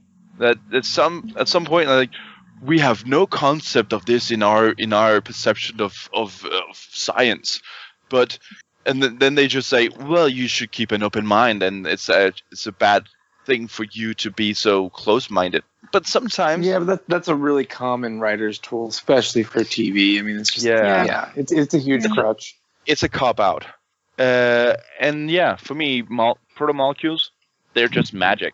That's to say, it's equivalent to magic. Yeah, I'm good with that. I mean, like, here's the thing. It's like, it is a cop-out, and it just kind of makes it magic, whatever. And it's a way to be like, look, we don't need to get too into this and just enjoy the other stuff that's going on, because in reality, this doesn't exist and we don't have any basis for it, Where that kind of is a problem is like older works where like now we know the science and we know the science doesn't work like that. And then you're like, it takes you out of it. But right, while things are still mysterious, we can go, oh yeah, sure, maybe it works like that, I guess. They did other things quite all right. I mean, well, okay, there's not supposed to be sound in space, so that's one thing, but I understand why there is sound in space in TV shows, because you cannot just be in silence all the time. But well, they do that on Firefly, though. Yeah. No sound in space. That's cool. That's and cool. Battlestar did that a lot too, but then they also had sound sometimes. So but, I think they realized so that boring. Doesn't bother me that much, and I think they were pretty good with the whole idea of the fact that there can be gravity-assisted trajectories and the way it works. Even though that particular scene where Alix is flying the ship is kind of, a little too much, but but okay. And the only thing I didn't quite get is the notion of distances and time to get from one point to another, because they do mention the time lapse between, when they have a conversation or exchanging messages from Earth to Tycho or stuff like that. But they don't really talk about how fast a ship can go. Sometimes it does seem like they are moving really fast. Well, faster than they should be able to. I don't know it's because of the TV, because we know that they crammed the timeline of the stuff happening so close together. Mm-hmm. But most of this stuff actually take a lot longer time in the books, so you know that like there are weeks between one point and the other, like they're traveling just like to go to Tycho or to go to get the huge ship to Eros, like it's like days and weeks they counted. So and the whole velocity of the ships is mainly like what your body can handle, right? So well, we do have something. Gs? We do have something to go from with the distances, because when Miller is on series the second time, he has so and so much air left, and we can see how much he uses, and we know that the series station from one time to the next time has a 15 minutes delay and a 13 minutes delay. So if we assume that they have some sort of communications method that will send information at the near speed of light, that would still fit, because the distance between the sun and the Earth is 8 light minutes. Yeah. So that would fit with it being like 15 light minutes from the outer planets to to the world. Yeah, I think the main thing I had issue with is precisely that scene where Alix is trying to work out a trajectory where he doesn't have to use the drive, and he's like, show me the entire system, and you have the feeling that the trajectory uses planets quite far away, and that doesn't make sense because it's like over there in a matter of minutes or hours. Isn't it just all the moons in that around that planet? Well, maybe, but that would make sense. But in the scene, it looked like he was going. At least he asked for seeing further away, and I think it was the Jovian system that he was looking at, not the whole solar system. Okay, that makes more sense. But yeah, overall, I'm used to not really focusing on the science things in science fiction, because it's not always accurate, and there's so much. There's a lot that we don't know, but I think this is not the good. It's not a right answer to the fact that it doesn't have consistency. Because as scientists, you have to keep an open mind as to what we can still discover. But still, we know how gravity works, and we know a few things. Yes. And it's, if you want to go back to the notion that this was first of all a RPG, I can see why in a story sense, the person who made this story chose to do a proto-molecule as a magic thing, because it's very useful to create suspense when you have something that is inexplicable. It makes for great horror, and especially it also gives the players a sense of exploration that if you had everything fitting within the science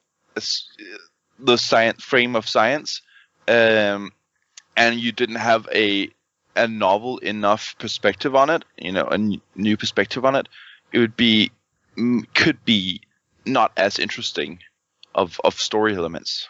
So I see why he does it when you're seeing it from a GM perspective, but I mean, in any story, in any book, when I do science fiction, I want my science to at least fit within its own rules, or have some rules at least to fit within, not just say, well, this is magic, or this shouldn't be able to happen, and then just leave it at that. Yeah. I was just so great that nobody had anything to say, because I covered exactly every point. Exactly. We have no words to. You're flabbergasted. Exactly. Okay. So, anything else? No, we pretty much went through the sciencey nitpicks, right? Yeah, So. I think we covered that pretty well. Yeah. So what's gonna happen? I think maybe we're gonna have the notion of the singularity. In science fiction with computers and AI, there's always talk about the singularity when AI becomes sentient and becomes a conscious being. I think we gotta have that as well. The moral scruples with the protomolecule actually having some sort of resemblance to a conscience, and then is it right to exterminate it? That's at least one thing. It would be obvious to do that, at least. But can they really exterminate Venus, for example? Yeah, why not? Yeah. I mean, it's not the sun, so why not? Yeah, but how would they do that? Because if they send nukes at it, it'll just get stronger, right? Yeah. So how are they gonna blow up Venus? Fission. No, fusion, not fission. Alex, you know the. Yeah, no. What follows. I'm not giving away anything. Yeah, exactly. That's the problem. It's because I'm like, I'm just sitting here silently. Yeah, Adam, do you have anything you think might happen? No.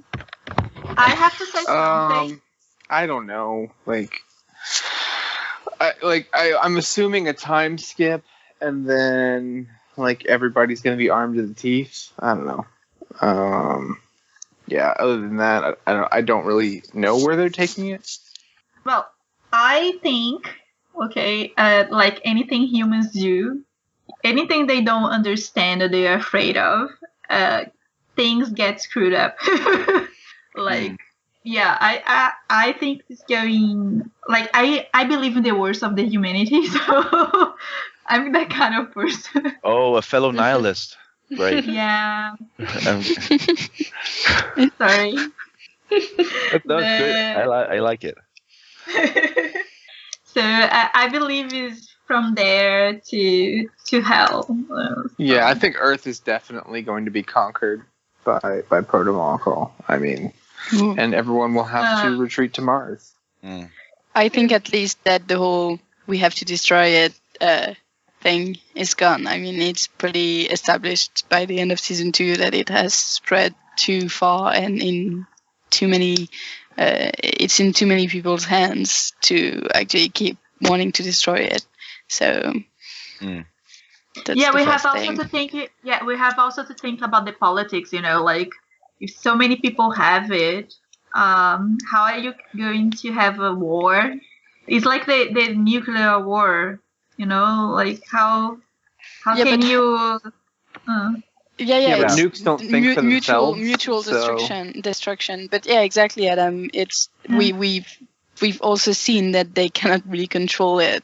It's the whole thing about Mars has it, Earth has it, and now the Belters must have it too. But what does it mean that they have it? Because no one can actually control the thing. So that reminds me of the song, right?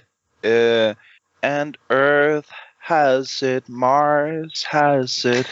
Even the Belters and Fred Johnson has it. Yeah. Awesome. Yeah. I love it when Patrick sings. We should. We really should make like a medley of Patrick singing stuff at some point. Yeah. We'll have a musical VOK episode one day. Just Patrick. Oh, And just like Buffy, sounds great. Oh my Yeah. god, yeah. we have to do everything we say in a song of some sort. That would be so much work, but Yes. I'm not gonna be good at that game. And also, what do you guys think about like what's going to happen with the crew right now?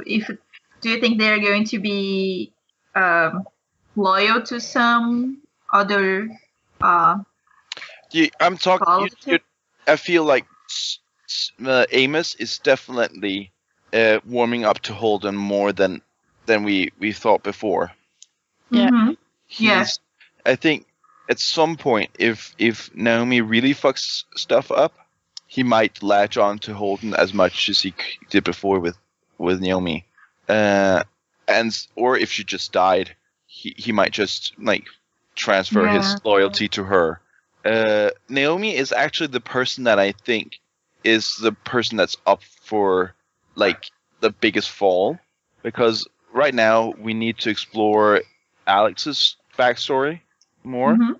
And well, Holden could also die because he's like 2-dimensional, but then again, if he's supposed to be the Jon Snow or Harry Potter of the show, he won't die. Then he has the plot armor. Yeah. So in that group, I feel like it's gonna be Naomi. I'm not sure anyone has today. I mean, No, but if we assume that that they don't all have plot armor on. Also, I don't assume that, like you said, the greatest fall must be death. You know? Yeah. I don't Yeah. think it has to be that. Yeah, maybe. But in any case, if she falls out of grace or just falls to death, she's the obvious choice for that, because Amos has several times been teased as almost dying, because he's like the bodyguard-esque type.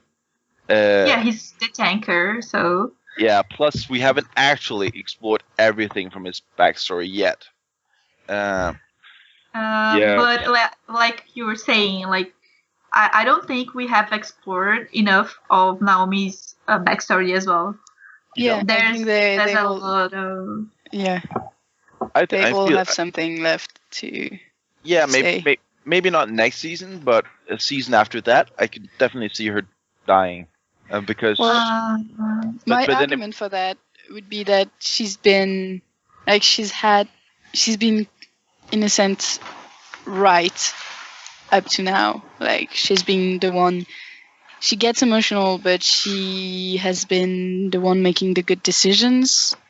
Well, I mean, the whole thing where Holden wants to destroy everything, and she is more pragmatic about it, and like, we have to help the people we can actually help right now, and it doesn't make sense to keep wanting to destroy it, and those kind of things. Like, she hasn't had a major moral and ethical dilemma, you see. So well, I don't know. that I might think be she to has. come. I think she has plenty of loyalty and ethical dilemmas. She keeps them internal for the most part. I mean, yeah, I don't know. I just found another nitpick from the science part. Okay. Not so much because it's bad science. It's just because it's so elementary that anybody should know that. you know the main guy, the new character on the crew. Yeah. Yeah, his notion about it being like a plant and attracted to it and luring it out with a nuclear warhead. Yeah. It's just so. Yeah, I would. Yeah, it feels too easy. And if he was a true botanist, he would have gone like this was he would have been the first thing he would have said as soon as he knew anything about the behavior. And they got him. They gave him the whole lowdown on how it worked and everything, what was happening on the ship. He should have just said, well, if it acts like that, that's an analogy to any sort of living non-conscious material. It didn't. Yeah. Yeah. Okay, I get your point. What annoyed me the most about that sequence is that if the creature thing can feel the reactor and the nuclear core from that distance, I feel like it's obvious that Prax and Naomi are getting huge amounts of radiation. Like, I don't see how it can be safe to get the also that, yeah. And after that, when he has the thing in its hands, and he gets grilled by the reactor of the ship. I feel like they should make the nuclear bomb explode, and that. But I don't know. That was my instinct about it. No, I don't feel like that because a nuclear device needs a set off device to actually go off. It doesn't just explode.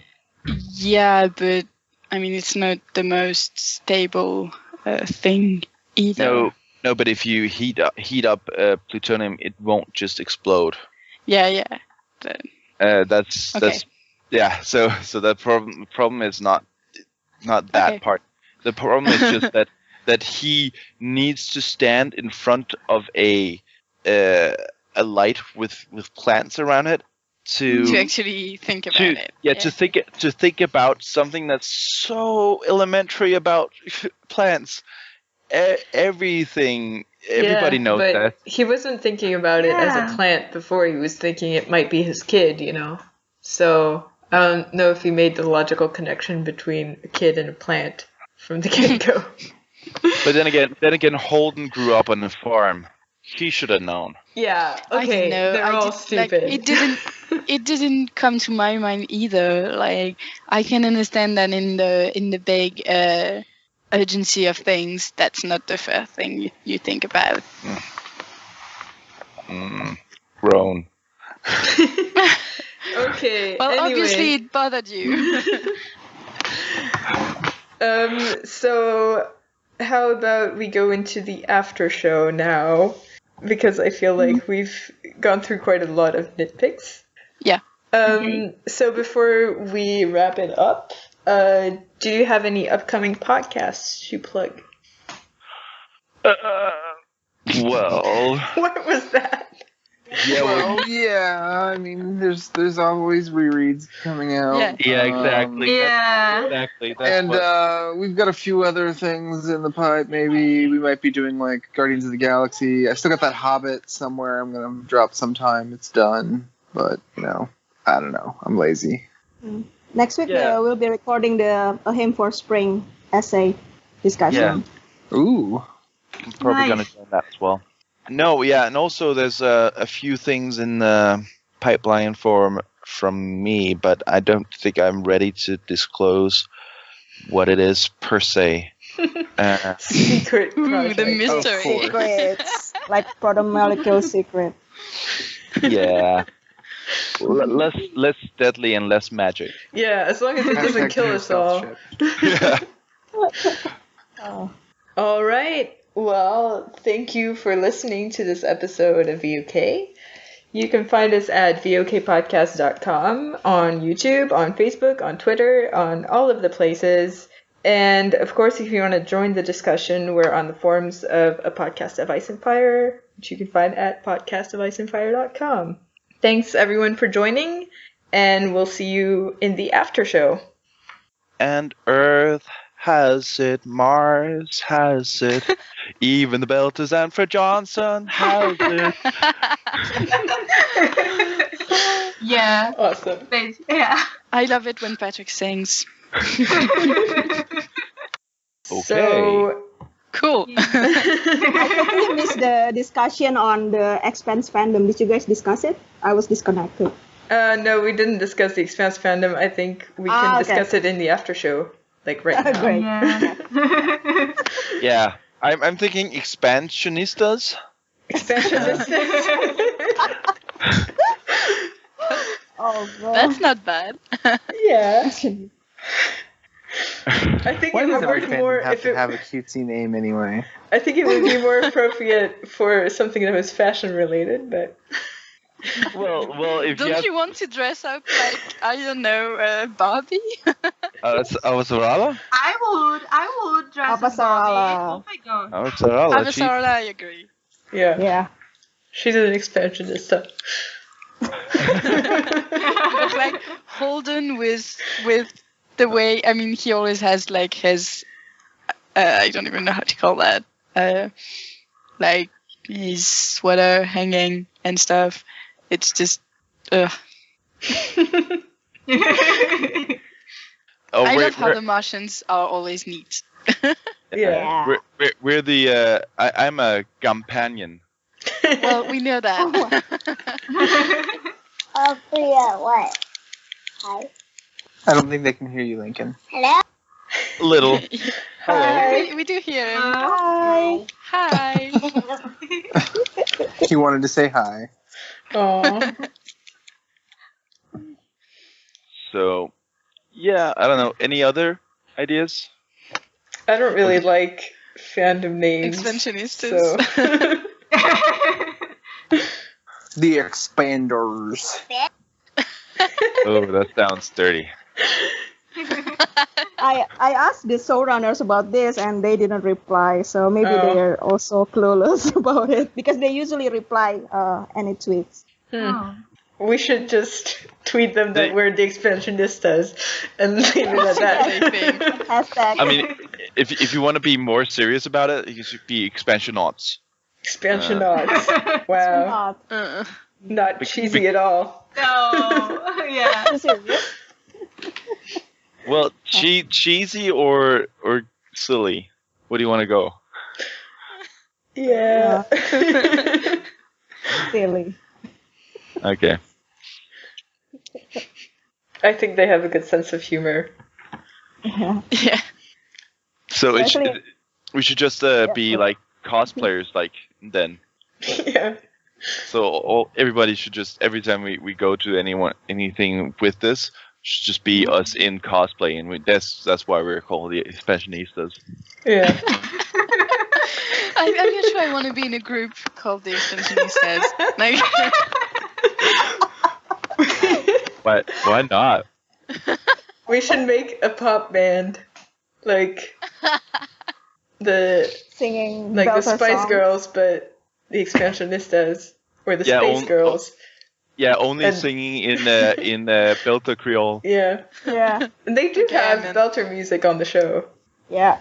yeah, it's awful. It's weird.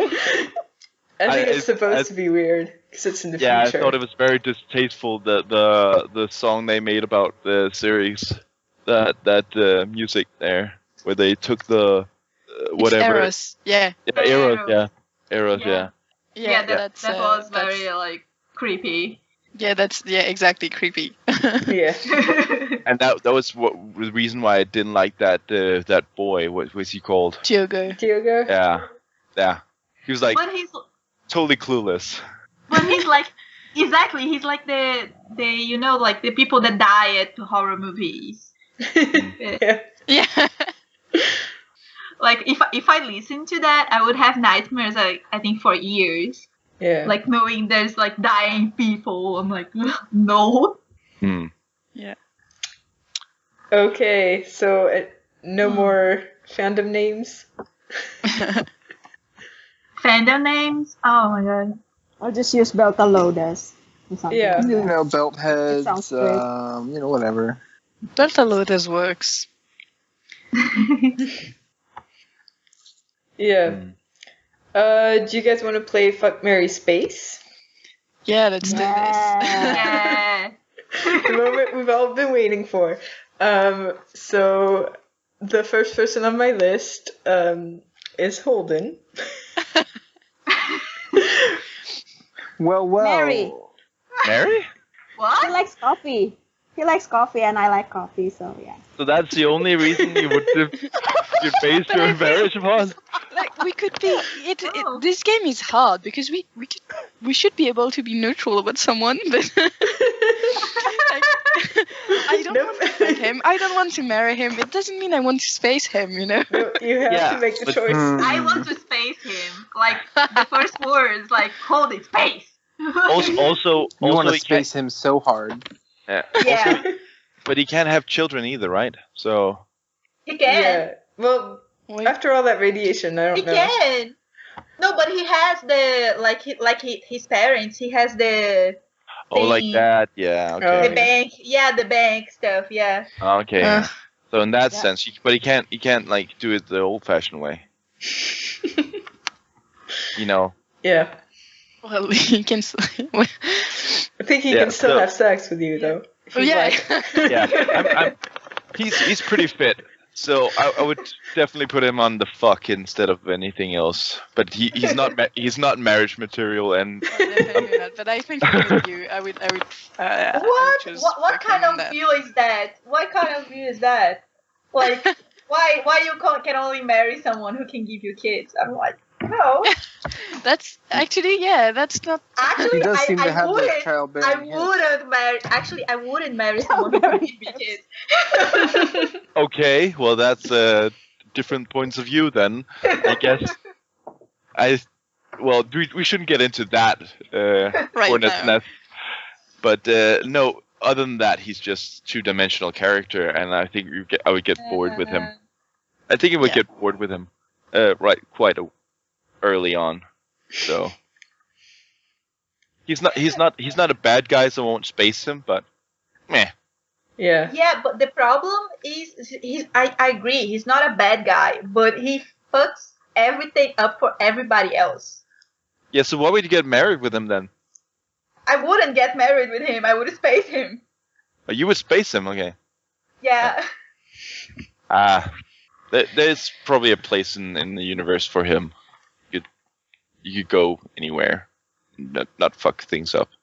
Yeah. Well, On Pluto somewhere. How about Naomi then? I would marry Naomi. Mary. I think I would marry her. Yeah. I don't know. She's hot, so either fuck or space. What? What? What is the logic? Why? She's hot, so it's Sorry, guys, spacer? I dropped out. No, yeah, she gets the option of the fuck because she's hot, but she's really annoying. Why do you want Who Naomi to are die we so talking about? much? Naomi. I don't like her. She's like not annoying. she's very annoying. No, she's not. She's like the cricket guy from Pinocchio. She's like Oh. that guy should also be he should also be spaced. Yeah, because he doesn't even have the hotness of Naomi. Is Yeah, that it? definitely. Yeah, Okay. gonna be used for that. No, yes, no, she's annoying. She's not my least favorite character, but she's not in my top 10 at all. Oh. Okay. I actually like her a lot. A lot. Who? Naomi. Actually, Oh yeah. Yeah, well, I she's. think I'd marry her. Aw, how cute. Yeah. How can Insanity is that? Like, oh, how cute. She has a very specific set of skills. Yeah.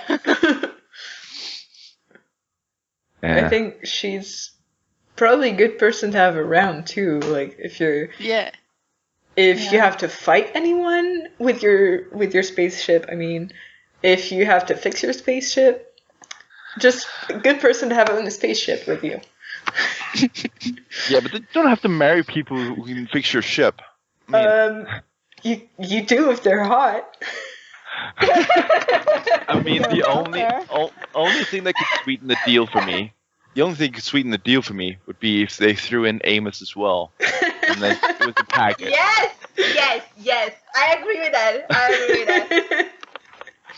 That would be perfect. That's doable. That's doable. Mhm. In the Expanse universe. Mm-hmm. Yeah. Yeah. He specifically said in the show that you can marry up to 8 people. Oh yeah. Or I don't even know if there's a limit. See, Amos by himself. It's like on the it would be Magicians, you get one of each. Yeah, but if it's just Amos by himself, I would only fuck. But if it's with Naomi, I would definitely marry those two. Yeah, I'm with you. Yeah. Yeah, probably. How about Alix? Marry. Oh, Mary. yeah, Mary. No, he's so sweet. he's obviously a bad husband, so no, not Mary. We don't Yeah, know. We don't exactly know. Yeah. Because his wife, because he travels a lot, right? And his wife is on Mars. Yeah. Isn't it because of that? Yeah. So no, I would travel with him. Yeah. What the fuck? And he makes lasagna. Oh Yeah. yeah. That's a good point. Mhm. No, I think I enjoy his personality, but I don't think I would marry him. So what would you do? Well, as me enjoying him, I would not space him. That would be counterproductive. So yes, I would give him a fuck.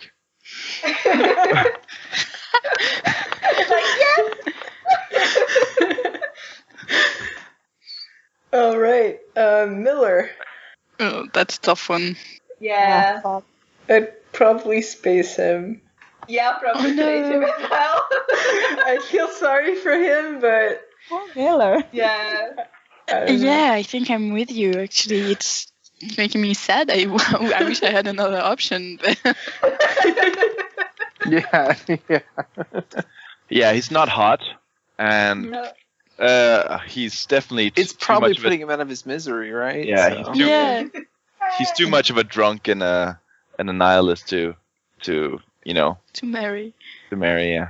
Yeah, plus he's obsessed with Julie Mao. Yeah.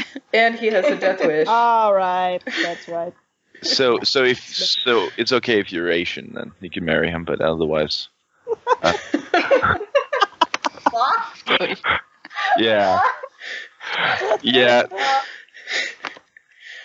No, I mean it's just we don't know what his hang up is. If it's just because he doesn't know anything about Julie Mao.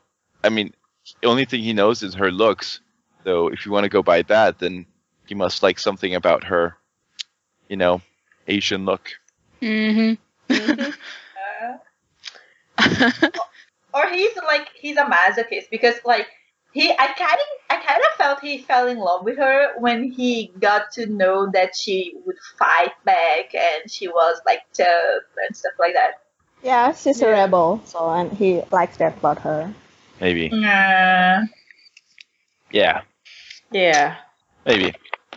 How about we jumped over Amos? Can we? So some Yeah. people said that you would just fuck him if It was just him. Just him. If Yeah. it's just him, yeah. Yeah. Same. Yeah. Definitely. Same.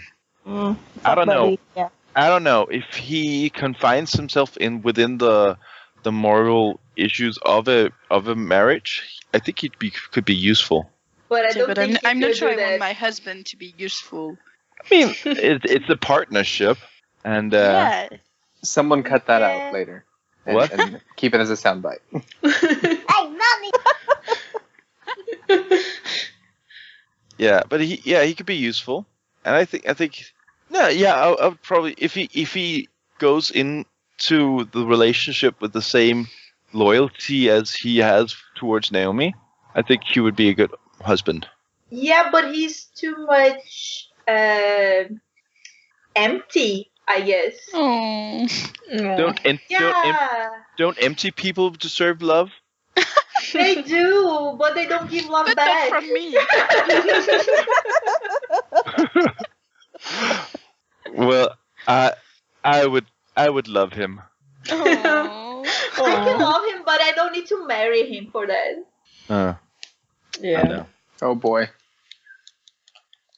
I would just Yeah, say I don't- one night because I don't know. It's about as freaky as it would get. I'm like, I'm out.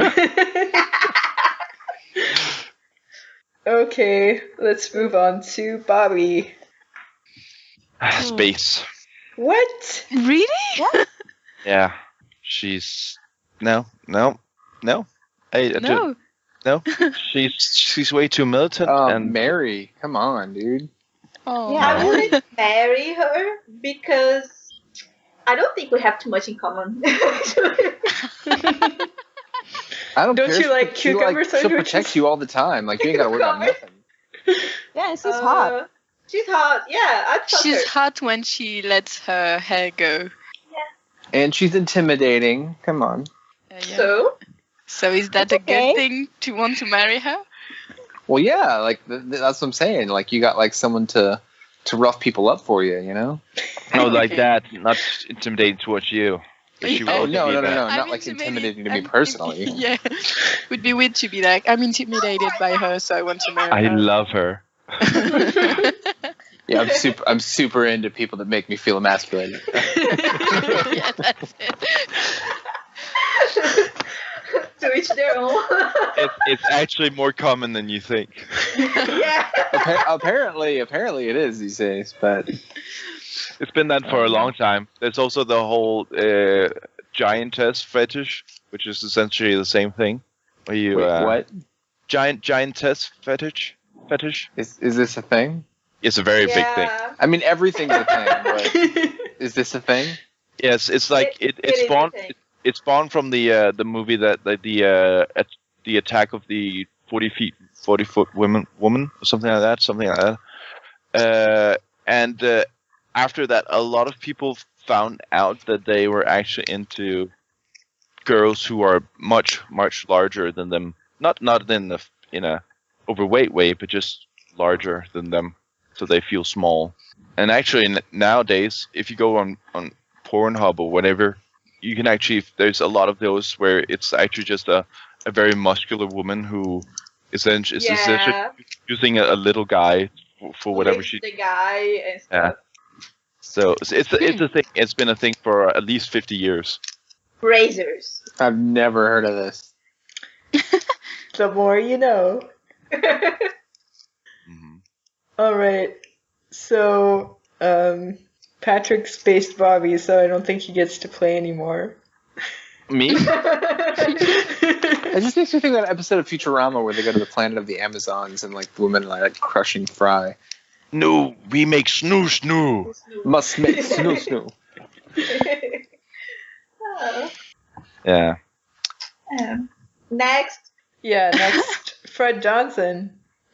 Ugh. Kill him with fire. Space. Yeah, space. I think it's space. Space. Him. I like him as a character, but I don't think I would marry him. Yeah. And like, Because you'd wake up dead. no, I don't think Meaning you so. wouldn't wake up at all. I think he's loyal, very loyal.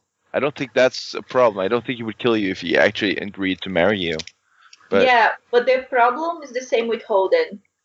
He has some really Disney ideas going on. I think I like him as a character, but if I met him in real life, I would hate him. So so definitely not marriage. And he's not that hot. Nope. So I don't know. I mean, I don't think he deserves to be spaced, but You spaced Bobby. yeah, because she's no, I don't But like her. his voice Because is hot. Patrick the Tall has no soul.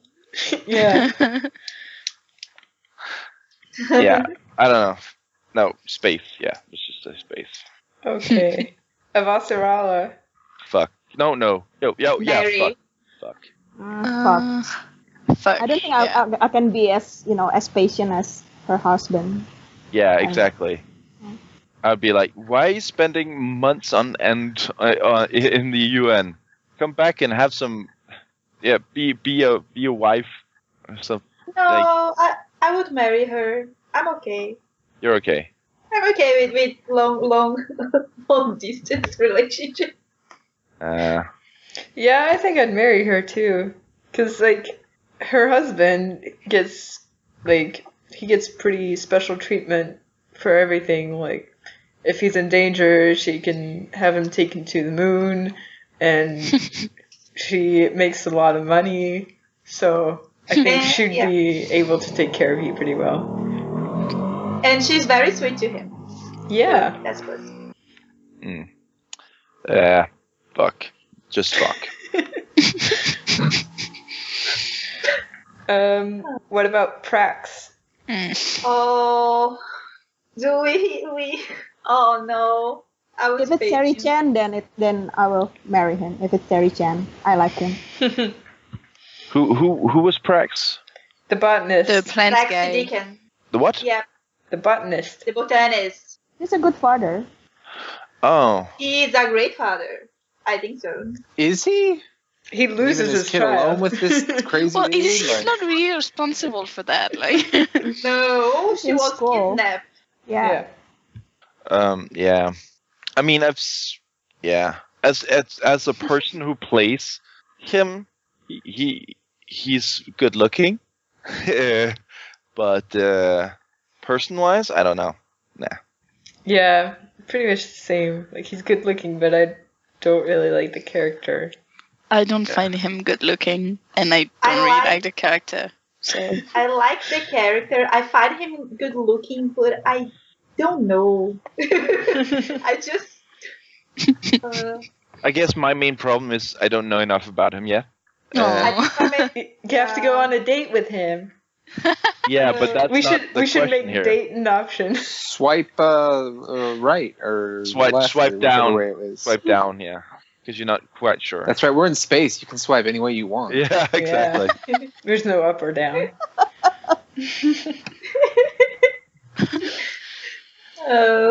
Mm. Okay, Julie Mao, pre-protomolecule. But why does it have to be pre? Man, I don't even remember that. I like her. I mean, I wouldn't marry her Yeah. because she's an activist, and you know she's gonna get and into she's gonna all. become like she's gonna become a Exactly. plague. So definitely just one night. Yeah, Yeah. I hate Oh. extremists. yeah. So no, she's not. Yeah, but hey, she's for not one married. night, we just ignore it. Yeah, exactly. Shh, don't talk. He's like, what's that comedian? He's like, he's in the middle of sex, and like you find out someone's like super racist. It's like, what do you do? Yeah, Like, we're gonna get through this. We're never gonna call them again. gonna be a champ about this. Oh my god. All right. How about Aaron Wright? We didn't actually talk about him. That's Yeah, right. Who's Aaron Wright? he's the other guy from the UN. Yeah. Oh, space. Yeah, he's not space. hot. But I started to like him No, when space. I thought he was actually repentant, and then no. Yeah, about space. I don't know, maybe space too. But Yeah, an that's interesting Spade. It instead of an Space. almost kiss, it was an almost repent. Yeah. I hope they killed. Kodiar. Yeah. Yeah. Oh, fuck. Yeah, same. Yeah. Yeah. Yeah, me too. Again, I enjoy his company, but I wouldn't want to marry him. Yeah. What about the proto molecule itself, guys? Well, It's pretty good looking sometimes. yeah, pre or after Julie Mao. No. The fireflies are nice. Kill it with fire. Kill it. I'm marrying that because it's gonna kill everything else. But if I'm married to it, it'll spare me. Does it have a concept of Aw. marriage, though? Does it? Oh, and a fun fact, it's actually based on the glowworms in New Zealand. So if you want to see protomolecules, you should go to New Zealand. Yeah, All the cool because I stuff's want in New Zealand. because I want nightmares. Yeah.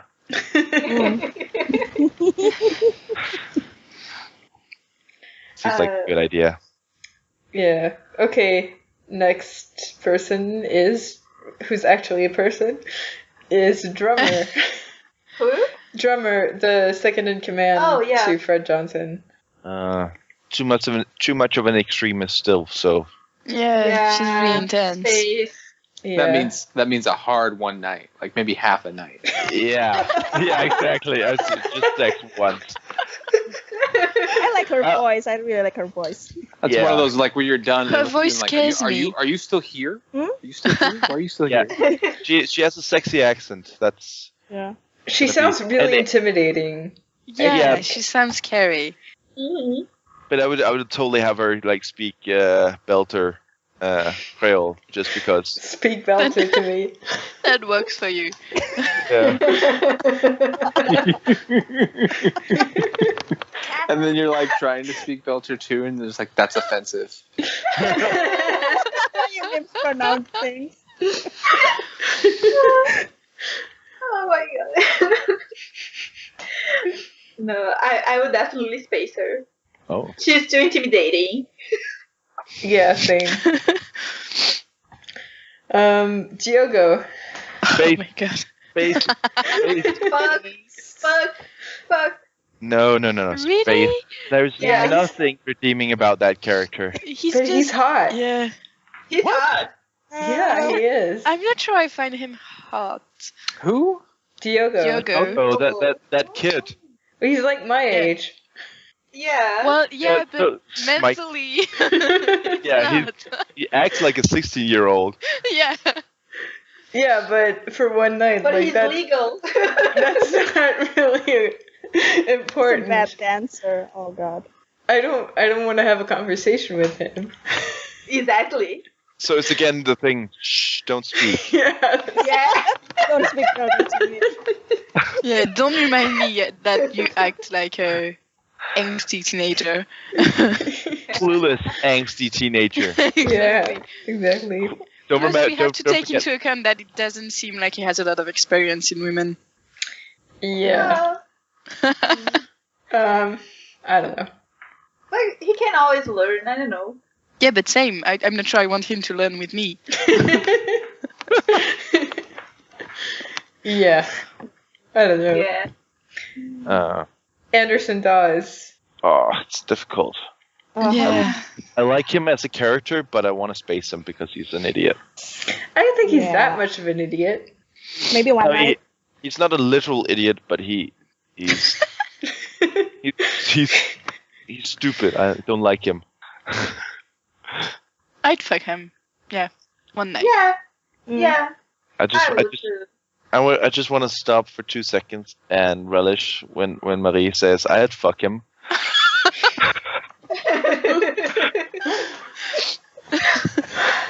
I especially like the way you were kind of reluctant to say it to begin with, but as it got more acceptable, you got in on the action and like yeah. Well, I'm playing the game. Yeah, don't think I didn't notice. Okay. So yeah.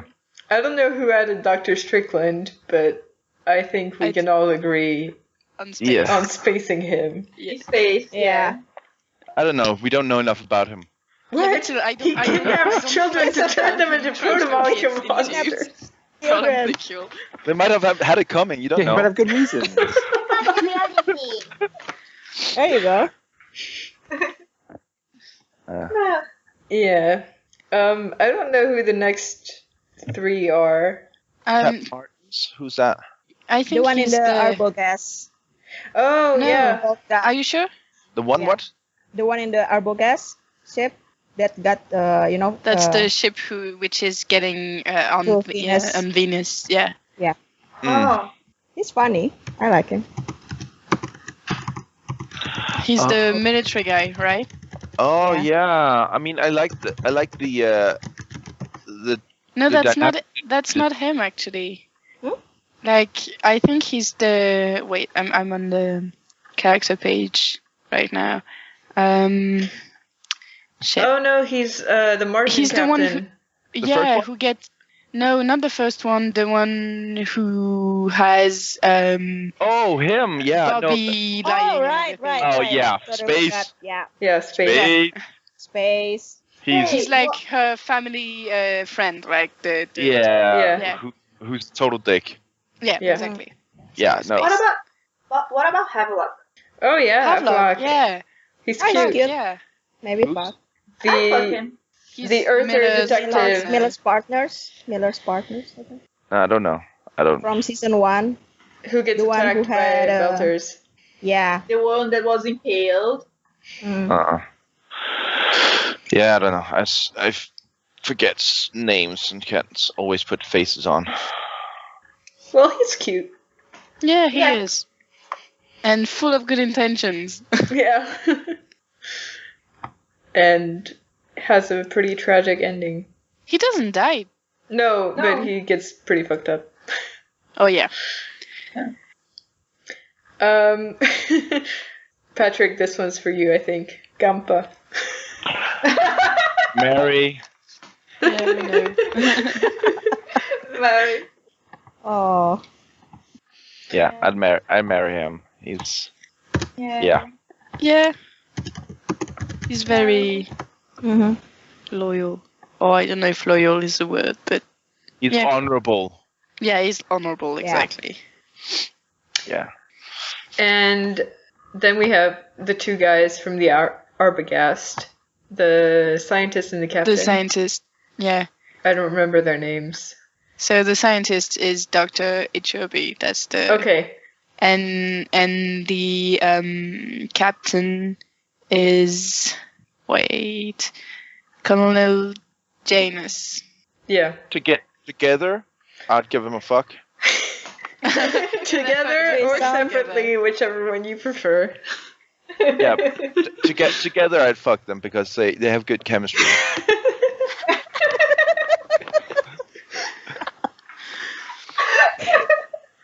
Agreed. Okay. I mean, I think I'd also just fuck Dr. Turkey because he's really he's charming. Yeah. Yeah, probably. He's pretty Same. funny. And Yeah. But I think it would be better if you had a threesome. Oh. okay. Well, on that note, I think we've gone through all the characters, at least the ones we remember from the show, because there are so many. Yeah. Yeah, and we managed to keep it down to 3 hours this time. Yeah. Good job, us. Oh my god. I don't think I can cut a lot from the podcast actually because it was all pretty much on topic. Oh, So cool. that's gonna be Yeah. Oh, fun. you always can cut stuff. I'm brutal sometimes. Yeah. I don't know if I want to cut stuff. Be generous with the scalpel. Yeah. Cut away. You could just have take me out and make a separate podcast just with me. Oh my god. Like a spin-off. Yeah. Expansionistas. Yeah, I did have a podcast one time where someone was on and like they literally said one thing and it was part of a conversation that got cut. I'm like, they're just not in it anymore. Like, nothing I can do about that. And Earth has it, Mars has it, even the Belters and Fred Johnson has it. Yeah. Awesome. Yeah. I love it when Patrick sings. I read all the YouTube comments and respond appropriately. Listeners, we pay attention. We're Depending on what's watching out, you. right? Yeah, make sure to comment, like, and subscribe. Yeah. Yeah, so we can get like all the views for stuff, and then get all of the weird comments that we don't really care about. Yeah, I like on that very last one, the retrospective of Game of Thrones cast. There's actually just one post is just like Bina. Question mark? I mean, that's really offensive to everyone else. Like, Oh, the only thing I want to add is we managed to have John hate. Yeah. We should really try to rein that in. I mean, it's a valid point so that we always. Hey, I tried. And it's understandable that people get annoyed at that much John hate. Yeah, sorry. I just think it's funny. It's kind of a VOK trope now. But from my point, at least for me, it was more of a show John hate. Yeah, definitely. A book John hates. Like I don't hate John in the book. I kind of do in the show. Yeah, I don't have any feelings towards him either way.